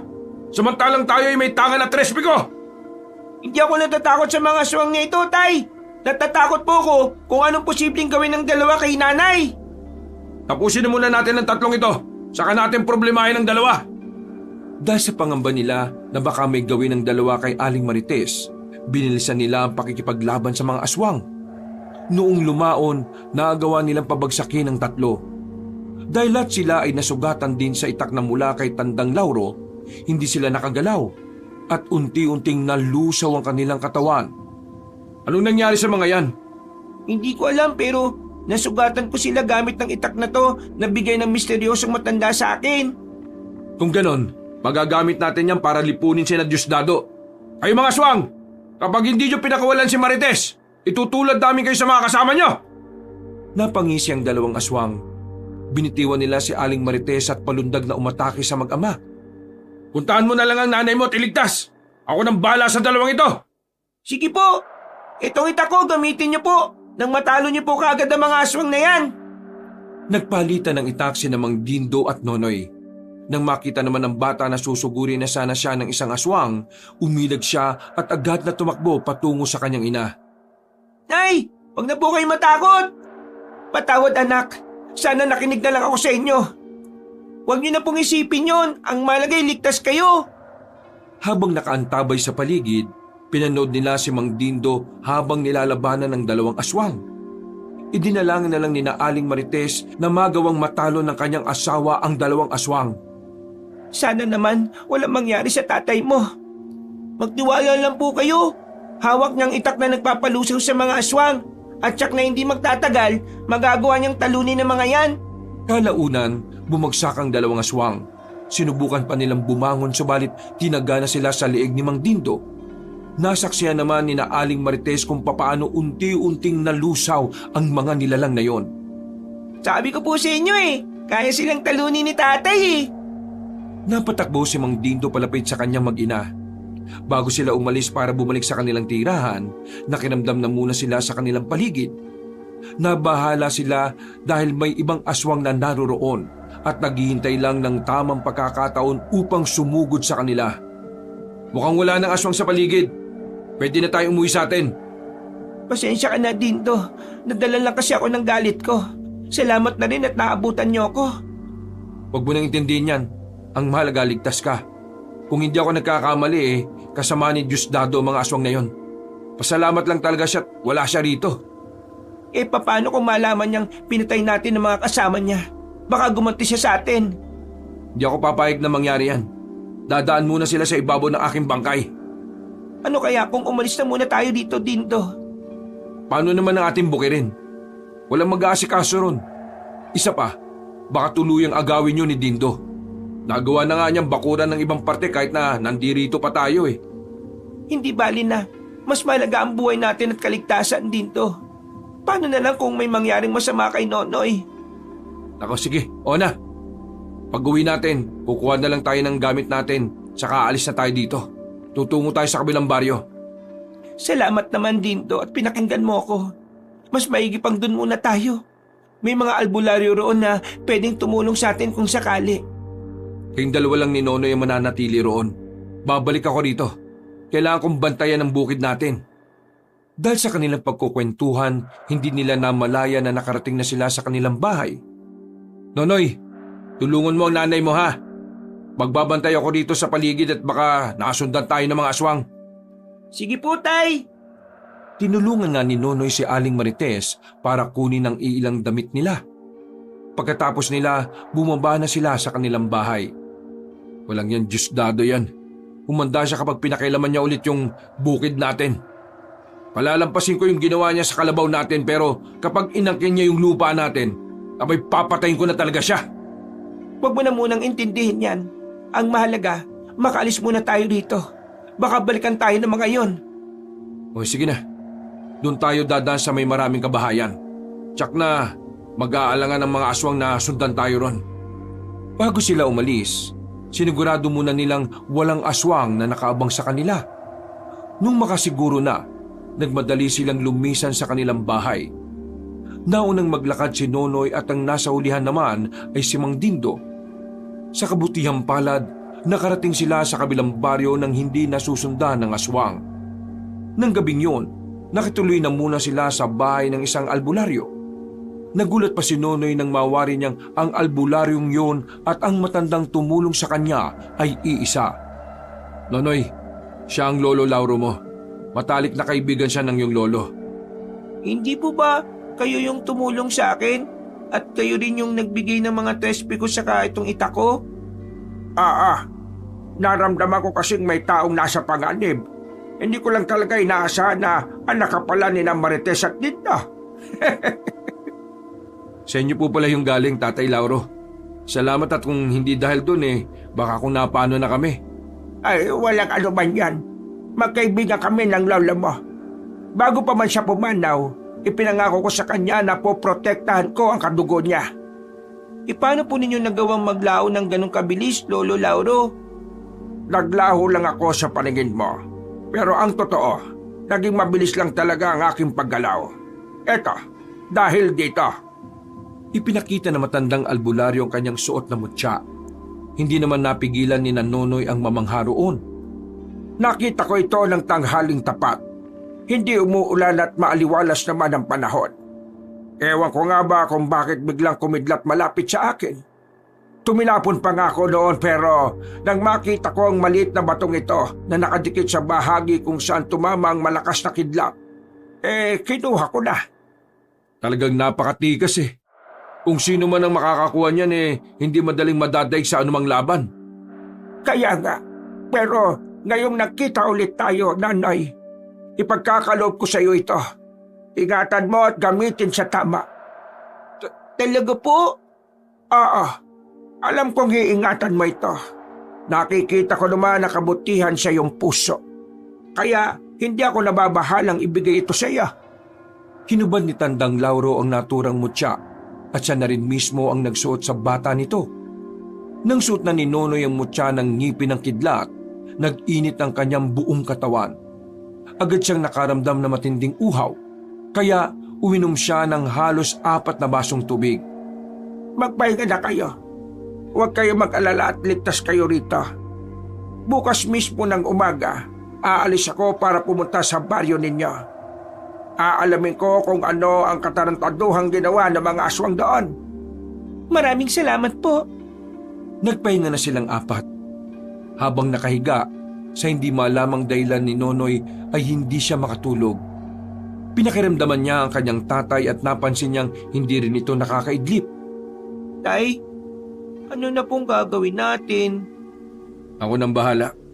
Babalik ako bukas sa baryo natin. Matulog ka na at ang makapagpahinga ka na. Napatango na lang si Nonoy. Kahit pa hindi siya dinalaw ng antok, minabuti niyang ipikit ang kanyang mga mata. Kalaunan, tuluyan na rin siyang nakatulog dahil sa pagod. Kinabukasan, maaga pa siyang nagising.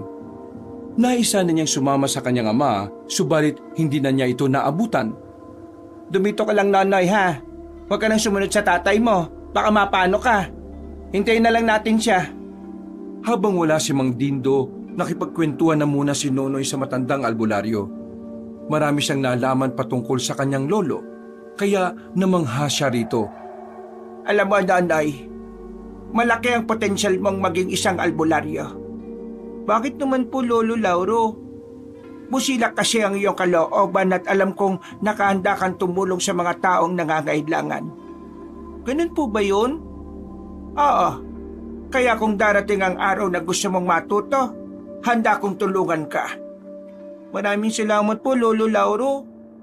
Nagpatuloy sila sa kanilang pag-uusap hanggang sa makita nilang paparating na si Mang Dindo. Pansin nila ang galit sa mukha nito. Kaya hinintay nila itong makalapit. Noong makarating na sa bahay ni Tandang Lauro si Mang Dindo, Dindo, bakit parang iba yata ang itsura mo? Ano nangyari? Oo nga, Dindo.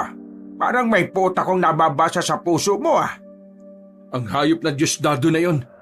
Pagbalik ko sa baryo natin, tumungo agad ako sa bukid Ang walang hiya, binakura na pati yung bukirin natin.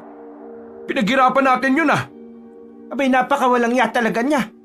Parang kabuti lang siyang sumulpot sa baryo natin pagkatapos yan ang kanyang gagawin. Anong ginawa mo? Di sinira ko lahat ng bakod na inilagay niya ron.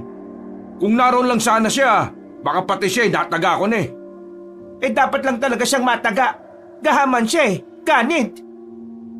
Humanda siya sa akin. Mamayang gabi, babalikan ko siya sa kanilang bahay. Huwag, baka kumapano ka. Balikan mo na lang siya at kumprontahin kapag may araw. Anong inakala mo? Matatakot ako sa aswang na yon? Marami na siyang atraso at hindi ko palalampasin ang pang-aagaw niya sa lupa natin. Anong binabalak ko dyan, Dinda? Babalikan ko siya sa kanyang bahay mamaya. Abay, mag-iingat ka lamang. Aswang ang magiging kalaban mo at mas malakas siya kapag gabi. Wala akong pakialam kung aswang siya. Hindi ko siya atrasan kahit na anong laban. Paalala lang, Dindo. May asawa at anak ka. Kapag may masamang mangyari sa'yo, abay kawawa silang dalawa. Hindi ko naman nakakalimutan yon, Tatay Lauro. Mahal ko sila at nakatanim po yan sa puso't isipan ko. Hali nga kayo, pati ikaw, Nanay. Bakit po? Pupudiran ko kayo at kakargahan ng kabal sa katawan para hindi kayo madaling matalo ng inyong kaaway. Maraming salamat po, Tatay Lauro. Kagaya ng sinabi ni Tandang Lauro, kinargahan niya ng dasala mag-ama. Agad namang nag-init ang katawan ni Nonoy at Mang Dindo pagkatapos silang kargahan ng orasyon ng matandang albularyo. Ayan, tapos ko na kayong pudiran at kargahan ng pangkabal.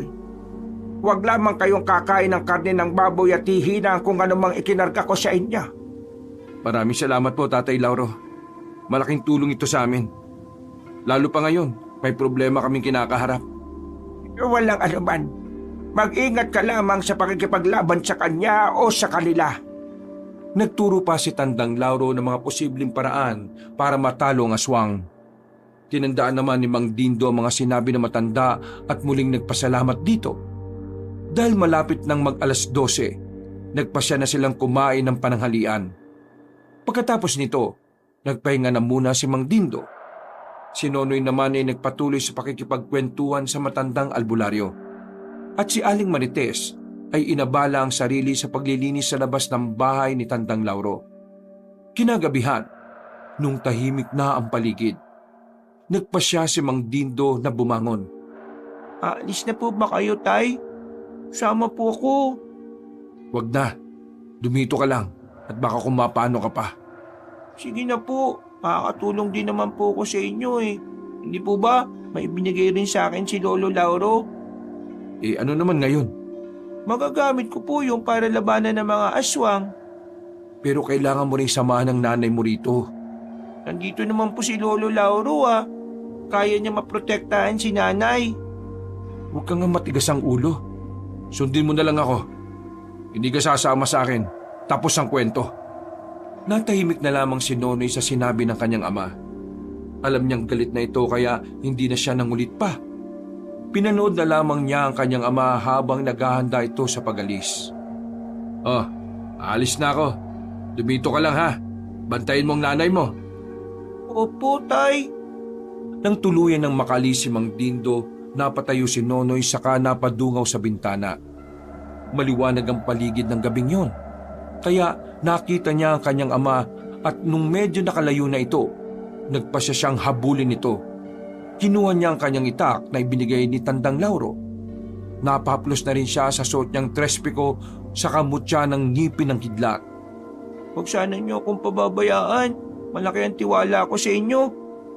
Napalingon si Nonoy sa kanyang ina. Nung makita niyang himbing na ito sa pagtulog, nagpasya na siyang bumaba sa bahay ng albularyo. Naisip niyang gayahin ang ginawa ni Tandang Lauro para magawa niyang abutan ng kanyang ama. Napalik siya sa mutya ng kidlat at tiniling dito na magkaroon siya ng kakaibang liksi para maabutan niya ang kanyang ama. Matapos yun, napatakbo si Nonoy at ilang sandali lang nasa likuran na siya ng kanyang ama. Tahimik niyang sinundan ito hanggang sa matanaw na niya ang bahay ni Mang Diosdado. Mukhang marami pa rin pong naririyan ah. Tsak na mahirapan tayo. Oh, Nonoy! Hindi ba't pinagsabihan na kita? Bakit ka sumunod dito? Pasensya na po, Tay. Gusto ko lang naman pong tumulong sa inyo eh. Kagaya nyo, gusto ko rin pong magiganti dahil sa kalalapastangan ng ginawa ni Mang Diosdado. Pero masyado ka pang bata, Nonoy. Huwag po kayong mag-alala, Tay. Mag-iingat po ko. Gusto ko lang naman pong tumulong sa inyo eh. Hindi naman po ako natatakot sa kanila, Tay. Oo na. Basta, huwag kang alis sa tabi ko ha. Magdoble ingat ka ha. Opo, Tay. Sa tabi lang po ninyo ako. Nagpatuloy sila sa kanilang paglalakad hanggang sa ilang metro na lang ang layo nila sa bahay ni Mang Diosdado. Mas lalo ring nagiging malakas ang ingay na kanilang naririnig at animoy may kung anong pinagkakaguluhan ng mga ito. Sandali, tumigil muna tayo. Kailangan natin maganda. Mukhang marami sila, Nonoy. O nga po, Tay. Baka kung susugod agad tayo riyan, mapapahamak lang tayo. Basta huwag kang lalayo sa akin ha. Mag-ingat ka at huwag mong hayaan ng mga aswang na makalapit ng husto sa'yo. Opo, Tay. Magpapatuloy na sana ang mag-ama nang bigla silang nakadinig ng mga ingay na papalapit sa kanilang kinaroroonan. Nandito na sila! Maganda ka, Nonoy! Dumikit ka lang sa akin ha para walang masamang mangyari sa'yo. Opo, Tay. Naririyan na nga po sila. Marami sila at nagbabaga ang mga mata nila. Hinugot nila ang kanilang mga itak sa mga kaluban nito at inihanda nila ang kanilang sarili.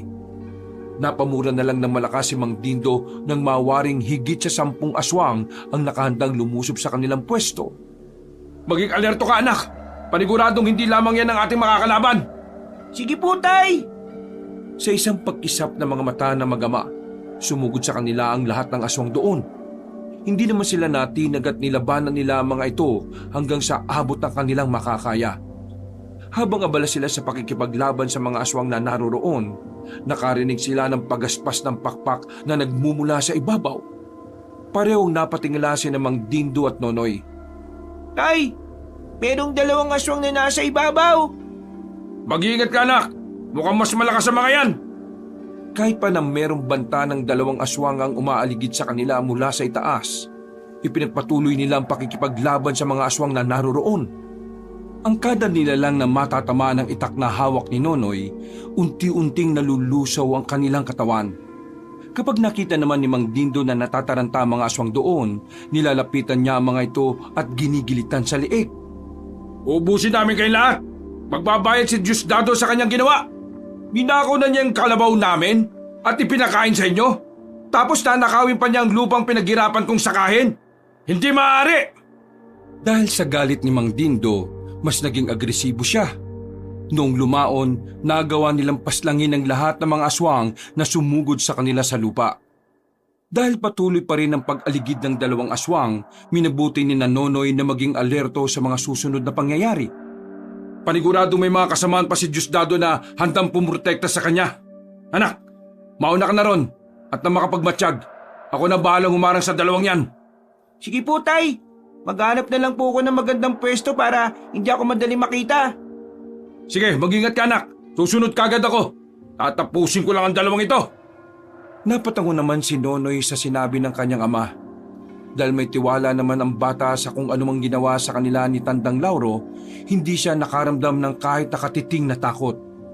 Umandaan lang ang Mang Diosdado na yan. Pagsisisihan niya ang ginawa niyang pag-aagrabyado.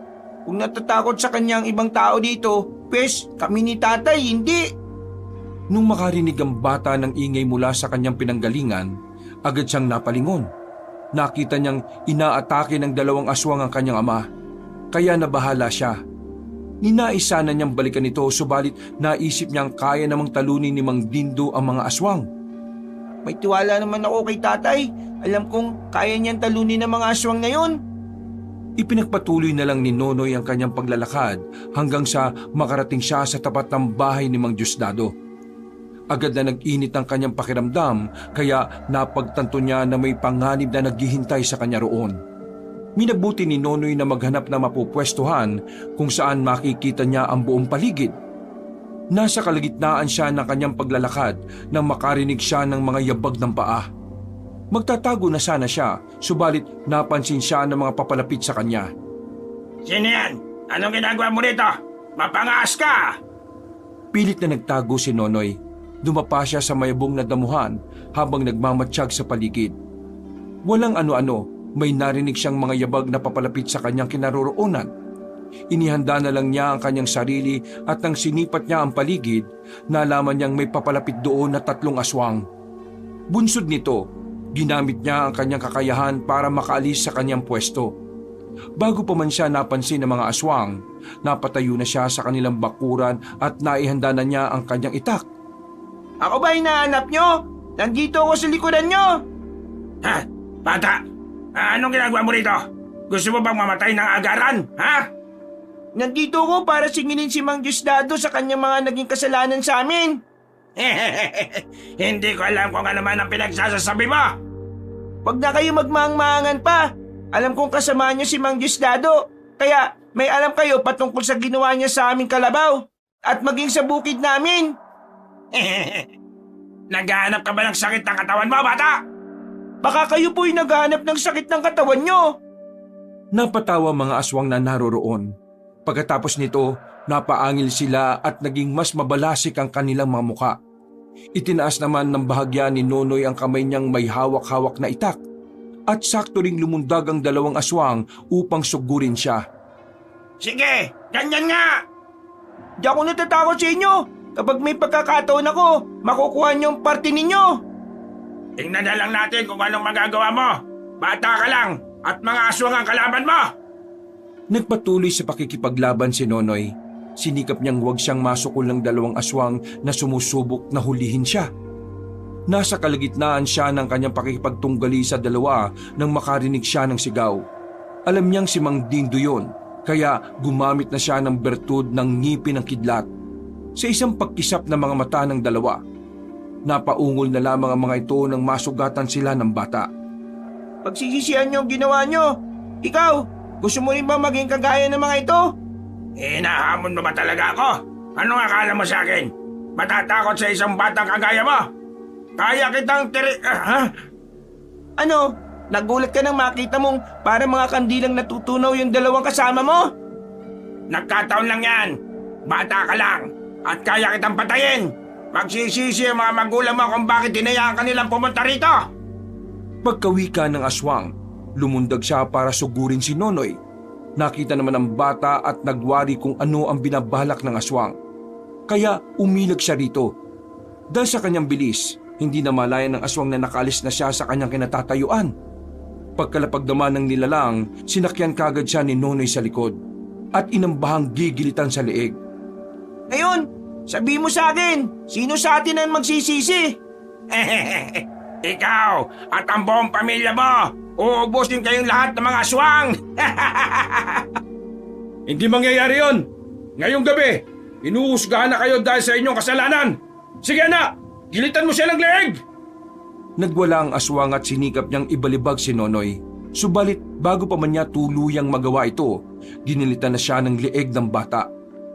Pagkabagsak ng aswang sa lupa, agad na umalis si Nonoy sa ibabaw ng aswang. Saktong pagkatayo niya, nalusaw ang nilalang at ang dugo nito'y dumanak sa lupa at natuyo.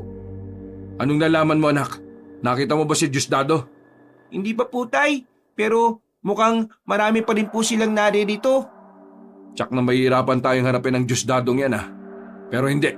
Kailangan bago matapos ang gabing ito, magagawa na niyang pagbayaran ng kanyang mga ginawa sa atin. Ano pong gagawin natin, tay? Kailangan maubos natin ang mga kasama niyang aswang. Kapag marami sila, mahihirapan tayo. Uunti-untiin natin sila. Kinakailangan lang natin mag-ingat, tay. Baka po nakapaganda sila sa pagdating natin. Maingat silang lumapit sa bakuran ni Mang Diosdado. Nung nasa tapat na sila nito, nagmatsyag na muna sila sa paligid. Ilang sandali pa, nakita nila ang dalawang aswang na papalapit sa kanilang kinaroroonan. Nakatitigan na lang ang mag-ama. At nang makarating ang mga ito sa kanilang harapan, humakbang ang mga ito para harangan sila. Mamamatay kayong lahat! Itong dapat sa mga kagaya nyo! Napaangil ang dalawang aswang. Sumugod ang isa kay Nonoy. At ang isa naman umatake kay Mang Dindo. Dahil mas maliit ang bata kaysa sa aswang, nahirapan itong kalabanin siya. Magagaya kayo sa ibang kauri ninyo! Pagkasigaw ni Nonoy, buong lakas niyang tinaga ang hita ng aswang. Napaungol naman ang nilalang at agarang nabuhal sa lupa. Babangon sana ulit ito para sunggaban ng bata, subalit natigilan ito saka napasigaw ng malakas. Unti-unti nang nalusaw hanggang sa tuluyan na itong naging alikabok.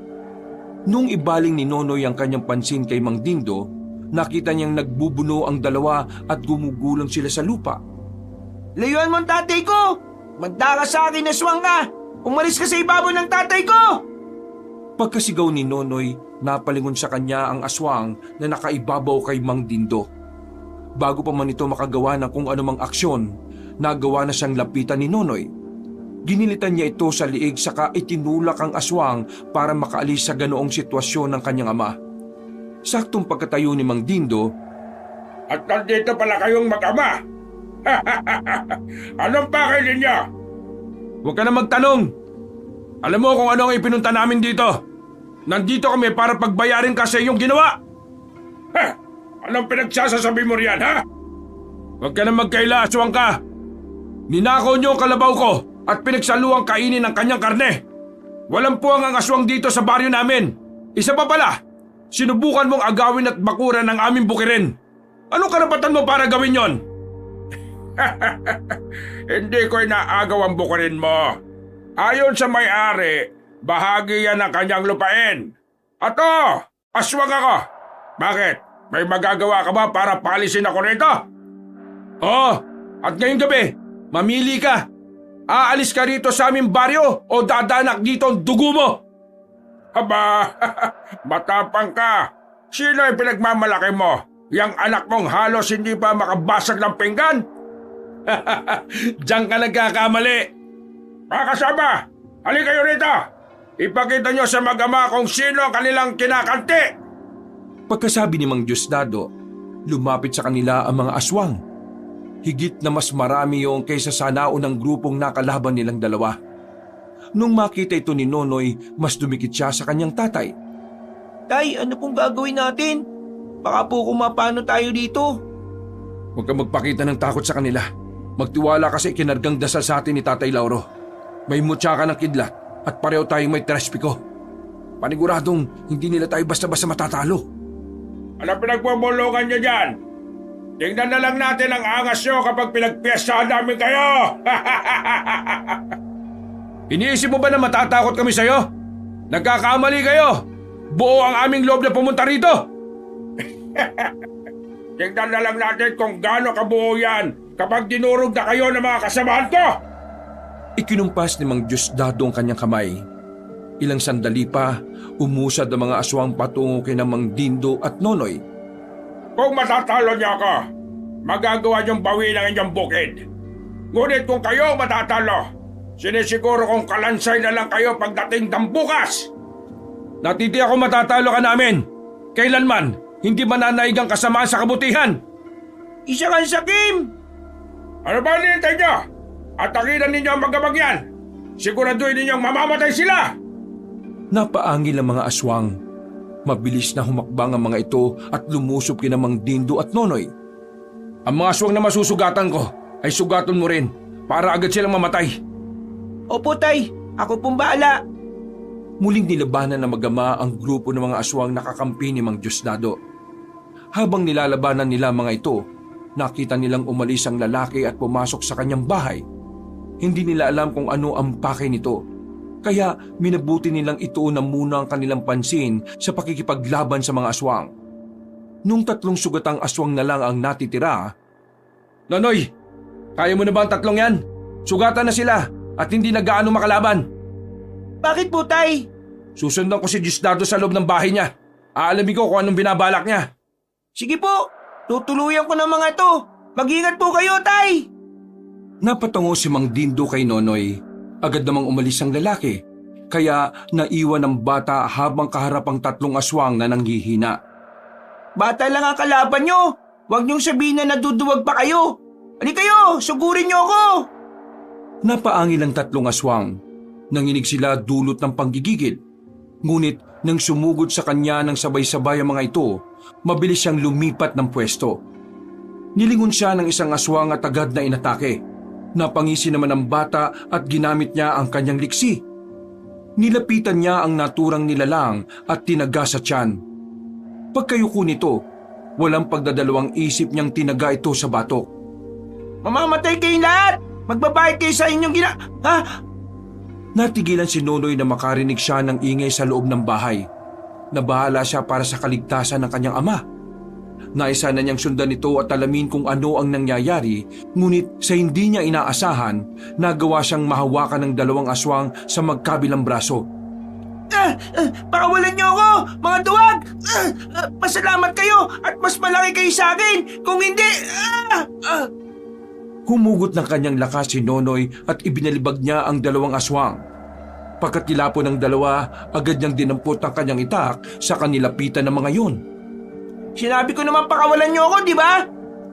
Walang pagdadalawang isip niyang tinaga ang mga ito sa muka. Alam niyang hindi na mabubuhay ang 2 kaya nang magawa niya yon, nagpasya siyang pasukin ang bahay ni Mang Diosdado. Nagtatatakbo na sana siya papunta roon nang muli siyang makarinig ng mga kalabog. Sunod-sunod yon, hanggang sa napasigaw na lang si Nonoy nang makita niyang lumusot sa bubong ang kanyang ama at bumagsak sa lupa. Patakbo siyang lumapit sa kinabagsakan nito at nanlumo siya sa sitwasyon ng kanyang ama. Tatay Dindo, ulang iyang aswang talaga yan! Anak, patawad at ito nangyari sa akin. Mas malaga ang buhay mo, anak. Iligtas mo na lang ang sarili mo at pabayaan na lang itong lupain natin na makamkam ni Diosdado. Hindi po! Dugo at pawis ang ibinuwis ng mga ninuno natin para sa lupang ito at hindi ko dapat ito isuko sa isang dayo lang at gamang aswang. Pero baka kung mapano ka. Ililigtas ko kayo, Tay. Dadalhin muna kita pa uwi. Nagpatuloy sa pag-ubo si Mang Dindo hanggang sa tuluyan na siyang napaduwal ng dugo. Nataranta na rin si Nonoy dahil sa naging kalagayan ng kanyang ama. Kahit pa na maliit siya kumpara kay Mang Dindo, sinubukan niyang alalayan ito. Subalit bago pa man niya nagawa ito, nakarinig siya ng kalabog sa bubungan. Saan kayo pupunta? Inakala ba ninyo na makakatakas kayo sa akin? Demonyo ka! Ang mga kagaya mo hindi dapat na nabubuhay! Anong ginawa mo sa tatay ko? Dapat lang sa kanya yan. Pasalamat ka pa nga, tumihinga pa siya ng ibinalibag ko eh. Ako pa talaga ang kailangan magpasalamat. Kung hindi mo sana ninako ang kalabaw namin at tinangkin ang bukirin namin, hindi aabot sa ganito ang lahat. Malas lang ninyo at nagbalak pa kayong gumante. Kung pinabayaan na lang sana ninyo ang aking nais, di sana tahimik ang buhay ninyo. Napakademonyo mo! Pabayaan mo kami makalis dito, aswang! Ayan, pagkatapos ipagkakalat nyo na aswang ako? Hindi na kailangan yan. Alam na ng mga tao ang tunay mong katauhan. Kung ganon, wala na tayong dapat na pag-usapan. Kagaya ng sabi ko, hindi ako makapapayag na lalabas kayo ng buhay rito. Nang mga sandaling yon, napaungol si Mang Dindo. Kahit nahirap siyang magsalita, sinikap pa rin niyang ibuka ang kanyang bibig. Tumakas ka na, anak. Iwan mo na lang ako rito. Makakasagabal lang ako sa'yo. Isa pa, hindi na rin siguro ako magtatagal dahil sa mga baling buto ko. Hindi na rin siguro ako magtatagal dahil sa mga nabaling buto ko. Hindi, Tay. Hindi kita iiwan dito. Iuwi kita at hingi ako ng tulong kay Lolo Lauro. Hindi ko rin pwedeng pabayaan na makuha lang ng aswang ang mga lupain natin.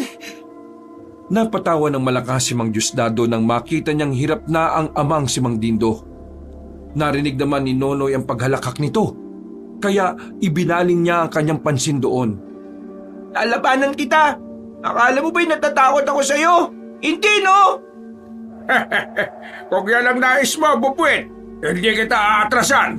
Ipapakita ko sa ama mo kung paano ko kukunin ang buhay mo. Noon din, lumundag mula sa bubong si Mang Diosdado. Pagkalapag niya sa lupa, mabilis siyang lumapit kina Nonoy at Mang Dindo. Agad namang iwinasiwas ni Nonoy ang hawak niyang itak, kaya hindi natuloy ang kung anumang binabalak ni Mang Diosdado. Minabuti ni Nonoy na ilapag na muna ng marahan ng kanyang ama. Noong magawa na niya ito, tumayo siya nang nakaharap kay Mang Diosdado habang hawak ang kanyang itak. Ano, Bubuit? Handa ka na ba? Ano mang oras? Ikaw, handa ka na rin bang pagbayaran ng mga kasalanan mo sa amin? Papatay ko kayo mag-ama at gagawing pataba sa bukirin ko. Pagkawika ni Mang Diosdado, mabilis siyang sumugod kay Nonoy. Agad namang nakailag ang bata sa pagsunggab ng aswang, kaya nanggalaiti ito. Umangil si Mang Diosdado at mas naging mabalasik ang kanyang itsura. Sige, hindi ako iilag sa pag-atake mo. Tingnan natin kung ano magagawa mo sa isang bata. Anong nais mong palabasin? Na pinagbibigyan mo ako? Bakit? Ayaw mo ba na pinagbibigyan ng batang kalaban mo? Napangisi si Mang Diosdado. Napalingon pa ito kay Mang Dindo at umakmang aatake dito. Subalit, bago pa man niya magawa ang kanyang masamang binabalak, sinugod na siya ni Nonoy. Huwag si tatay ang pagtuunan mo ng pansin! Lumundag ang bata at sumakay sa likod ng aswang. Hindi naman niya inaasahan ang pagbawala ni Mang Diosdado, kaya nabitiwan niya ang kanyang itak nang hindi sinasadya. Napahalakak na lang ang aswang nung mapansin niyang hindi na gaanong nakakakapit si Nonoy sa kanyang likuran. Wala ka lang magagawa. Dudurugin ko rin ang iyong mga buto. Yan ay kung magagawa mo. Napansin ni Nonoy na may masamang binabalak si Mang Diosdado, kaya bago pa man niya maisagawa yon, bumaba na siya mula sa likuran ng aswang. Napangisi na lang siya noong makita niyang umakma ang aswang na ibabalibag siya. Hindi mo magagawa yan! Nandito ako! Pinaglalaroan mo ba ako? Palibhasa isa kang bata. Ngayon, hindi ko nahahayaan pang makaligtas ka sa aking pag-atake. Kinutuban ng hindi maganda si Nonoy, kaya nagmamadali niyang dinampot ang kanyang itak na nabitiwan niya. Nung makita ng aswang na hawak na ni Nonoy ang kanyang itak, mabilis itong lumapit sa kinaroroonan ni Mang Dindo. Ayop ka, Diosdado. Hindi magtatagal at mamamatay ka rin. Papatayin ka ni Nonoy. Papastangin ka ng isang bata. Ganyan lang ang sitwasyon mo. Dada ka pa rin ng dada. Anong gusto mo? Putulan kita ng dila? Kahit na anong gawin mo, wala akong pakialam. Nakikita ko na ang kamatayan mo, Diosdado, sa kamay ng aking anak. Bata lang pala ang katapat mo. Ngayon, magsisisi kang inagrabyado mo kami. Kamahimik ka. Hindi ko kailangan ng opinyon mo. Ang dapat sa iyo ay tuluyan na! Nainis si Mang Diosdado sa mga pinagsasasabi ni Mang Dindo. Napayuko siya at sinubukan niyang buhatin ng ama ni Nonoy.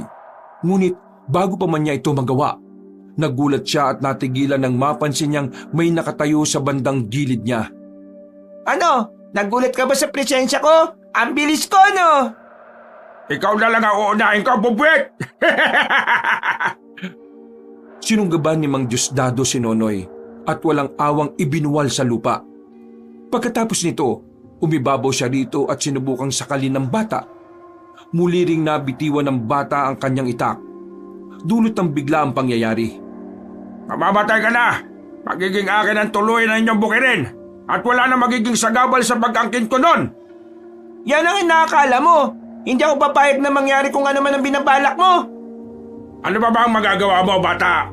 Pipitsugin ka lang naman eh! Habang sinisikap ni Nonoy na huwag mahimatay, marahan niyang inilapit ang kanyang kamay sa kanyang dibdib.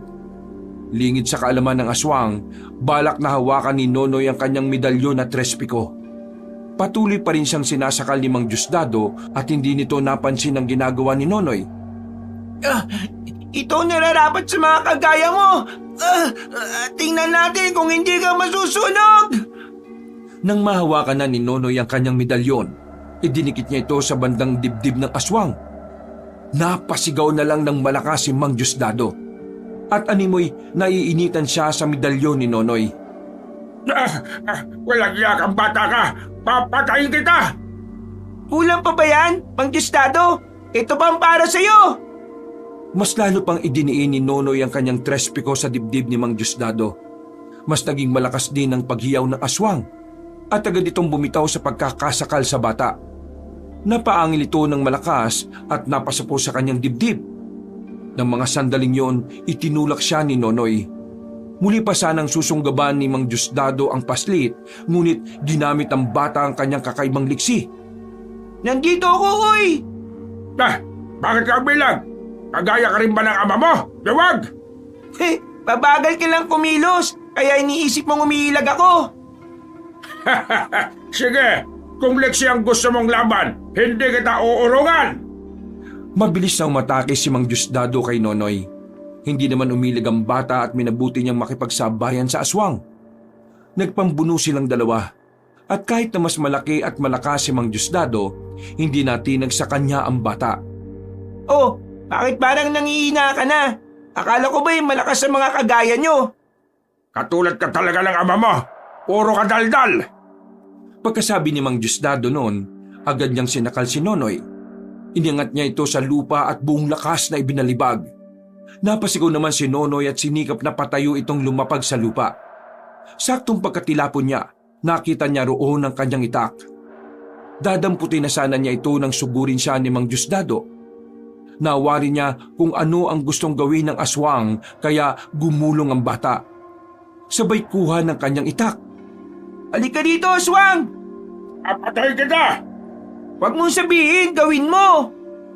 Lumundag si Mang Diosdado upang atakihin si Nonoy. Napangiti naman ang bata at saktong pagkalapag ng aswang sa kanyang harapan, sinubukan niya itong tagain. Ngunit napansin ng aswang ang kanyang binabalak. Kaya nagawa niya itong ilagan. Pag nagkataon, dudukutin ko yung puso mo at kakainin sa harap ng iyong ama! Hindi na mangyayari yun. Ngayon pa lang, nakikita ko na ang kamatayan nyo eh. Bago mangyari yan, kayo muna ang uunahin ko. Ililibig ko kayo at magiging pataba sa lupa ko. Yan eh kung kaya nyo. Hindi naman ako papayag na makuha nyo ang pinaghirapan ng mga ninuno namin eh. Ganun ba? Ito ang para sa'yo! Buong liksi na sumugod si Mang Diosdado kay Nonoy. Dahil dito, hindi na nag-aksaya ng kanyang panahon ng bata. Bago pa man magawang basahin ng aswang ang kanyang galaw, ipinitan niya ang kanyang katawan para maitago ang hawak niyang itak. Nang makalapit na si Mang Diosdado sa kanya, walang pagdadalawang isip na lumundag si Nonoy. Napangangan na lamang ang aswang nang makita niya ang ginawa ng bata. At bago pa man ito makailag, tinaga na siya sa liig ni Nonoy. Ngayon, mamamatay ka na! Wala nang aagrabyado sa amin! Pagbabayaran mo ang lahat ng kasalanan mo! Kasabay ng paglapag sa lupa ni Nonoy, bumagsak din si Mang Diosdado. Nangisa ito at sinikapan niyang bumangon ulit. Subalit hindi niya na ito nagawa. Napaangil siya at napatitig ng mabalasik kay Nonoy. Hindi ito maaari. Hindi ako mamamatay. Mabubuhay pa ako. Umanda kayo sa akin. Lahat kayo ay Hindi na nagawang ipagpatuloy ni Mang Diosdado ang kanyang sasabihin. Kagaya ng ibang aswang, nalusaw rin ang kanyang katawan hanggang sa naging alikabok na. Ibinaling ni Nonoy ang kanyang pansin sa kanyang ama at naisip niyang kinakailangan ng madala ang kanyang itay sa bahay ni Tandang Lauro. Subalit nang makita niya ang bahay ng aswang, naisip niyang sunugin na muna ito. Wala na ang aswang, tatay. Wala na rin po ang kanyang bahay. Makakauwi na tayo at makakapagsimula na tayo ulit sa ating buhay. Sinikap ni Nonoy na alalayan ng kanyang ama. Kinakabahan na siya sa naging kalagayan nito. Dahil halos hinang-hinana. Ginamit na lamang niya ang kanyang kakaibang liksi para madala agad si Mang Dindo sa bahay ni Tandang Lauro. Lolo Lauro! Nanay! Si tatay po! Tulungan niyo po kami! Ilang beses na napasigaw si Nonoy hanggang sa bumukas ang pinto ng bahay ni Tandang Lauro. Diyos ko! Dindo! Anong nangyari sa'yo? Nonoy, bakit ba nagkaganyan ang tatay mo? Tsaka ko na lang po ipapaliwanag, Nay. Ang importante magamot si tatay. Ako na. Ako nang bahalang gumamot sa kanya. Mabuti naman at nagawa mo siyang dalhin dito, nanay. Opo, kanina ko pa sana siya naiuwi dito kaso pinigilan kami ni Mang Diosdado eh. Wala akong nagawa kundi labanan muna siya. Diyos ko, Nonoy, ginawa mo yon? Mabuti na lang at hindi galong malubha ang kalagayan niya. Kung wala akong ikinargang kabal sa inyong katawan, nako baka namatay na siya. Maawa po kayo, Lolo Lauro. Gamutin niyo po si tatay. Ay sige, sandali lang at kukuha lang ako ng mga halamang gamot. Gagaling kaagad si Dindo, magtiwala lang kayo. Noon din, naganap na mga halamang gamot sa kanyang bakuran si Tandang Lauro. Pagbalik niya, umusal siya ng orasyon at inihip yon sa mga dahon. Pagkatapos niyang gawin yon, itinapal niya sa buong katawan ni Mang Dindo ang mga dahon. Umikot siya rito habang patuloy na nag-uusal ng orasyon. Nagkaroon ng halos 5 minutong gumagalaw si Mang Dindo. Itay, naigalaw na ninyong katawan ninyo. Salamat sa Diyos at sa inyo rin po, Tatay Lauro. Mabuti naman Dindo at naging mabilis ang paggaling pa. Inalalayan nila si Mang Dindo para makatayo. Nang tuluyan na siyang makatayo, nagpasalamat siya kay Tandang Lauro at inakay nila siya papasok sa bahay ng matandang albularyo. Nung naroroon na sila, ikinuwento na mag-ama ang kanilang naging karanasan. Ay naku, salamat naman at wala nang aswang na yon. Wala nang mag-aagrabyado sa atin. Makakabalik na tayo sa ating baryo. Kaya nga Marites, nung una pa lang, duda na talaga ako ron eh. Baka nga inangkin lang niya yung lupang pinagtayuan ng kanyang bahay. Hindi bali na. Ang importante, matatahimik na ang ating buhay. Makakapagsimula pa naman ulit tayo eh. Hindi pa huli ang lahat. Matapos ang kanilang pagkukwentuhan, nagpahinga na sila. Kinabukasan, magang naganda si Mang Dindo para makabalik sila sa kanilang baryo. Nagpasalamat sila kay Tandang Lauro dahil sa naging tulong nito. Ipinagkaloob na lang din ng matandang albularyo ang kanyang ita kay Nonoy at sinabihan nitong bumalik sa kanya kung nais na nitong matutong manggamot. Hindi pa po siya ngayon, Lolo Lauro. Hayaan na lang natin magpasyang tadhana para sa akin. Kung kapalaran kong maging kagaya ninyo, gagawa't gagawa ng paraan ng tadhana para maging ganyan ako. Umuwi silang 3 sa kanilang bahay. Sa kabila ng kanilang naging karanasan, ninakaw at pinatay ang kanilang kalabaw. Sinubukang agawin ang kanilang lupain. Nagawa pa rin nilang tingnan ang positibong bahagi ng kanilang buhay. Nagsimula ulit sila at dahil wala ng banta ng aswang, naging matiwasay ang kanilang buhay. Maraming salamat anak. Kung hindi dahil sa katapangan mo, baka tuluyan na tayong napatay ng aswang na yon. At naagaw na rin niya siguro yung bukirin natin. Walang anuman po, Tay. Ginawa ko lang naman po kung ano ang dapat eh. Hindi naman po ako papayag na may mangyaring masama sa inyo at maging sa bukirin natin. Ipinagmamalaki kita anak. Kaya mo, darating ang araw at makakabawi rin kami sa iyo. Pasensya ka na kung hindi pa natin kaya ang pag-aralin ka. Malay mo, sa mga susunod na taon pwede na. Ayos lang po sa akin yun, Tay. Ang importante, kasama ko kayo ni Nanay. Wala nang ibang bagay na mas mahalaga pa riyan. Salamat at nauunawaan mo ang ating sitwasyon, anak. Wala pong anuman, Tay. Makaraan ng ilang araw, mano-mano nilang tinapos ang kanilang trabaho sa bukirin. Nagtutulong-tulong silang tatlo at nang matapos na nila'y nagtanim kagad sila. Kalaunan, naging matagumpay ang kanilang pagsasaka at nagkaroon sila ng maraming ani. Magmula noon, unti-unti nang naging maganda ang takbo ng kanilang buhay. Pilit nilang kinalimutan ang mapait nilang karanasan at sinapit sa kamay ng isang gahamang aswang na si Mang Diosdado. Buti na lang at tinulungan tayo ni Tatay Lauro, no? Kung nagkataon, baka wala na sa atin ang lahat ng ito. Talagang napakabuti ng Diyos sa atin, Marites. Hindi niya tayo pinabayaan. Sana po, tuloy-tuloy na po ito, no? Para kahit papano makabili ulit tayo ng bagong kalabaw. Sana nga, Nonoy. Sana nga. Gabi-gabi kong ipinagdarasal na sana maging maunlad ang buhay natin.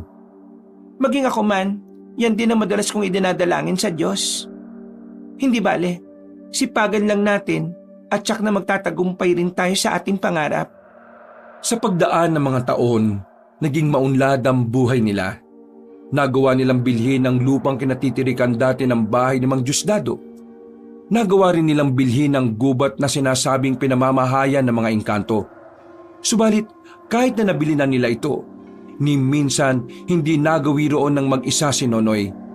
Naisip kasi nilang baka kung ano pa ang mangyari sa kanya roon, lalo pa at minsan na siyang nakipaglaro sa mga naninirahang engkanto sa loob ng gubat.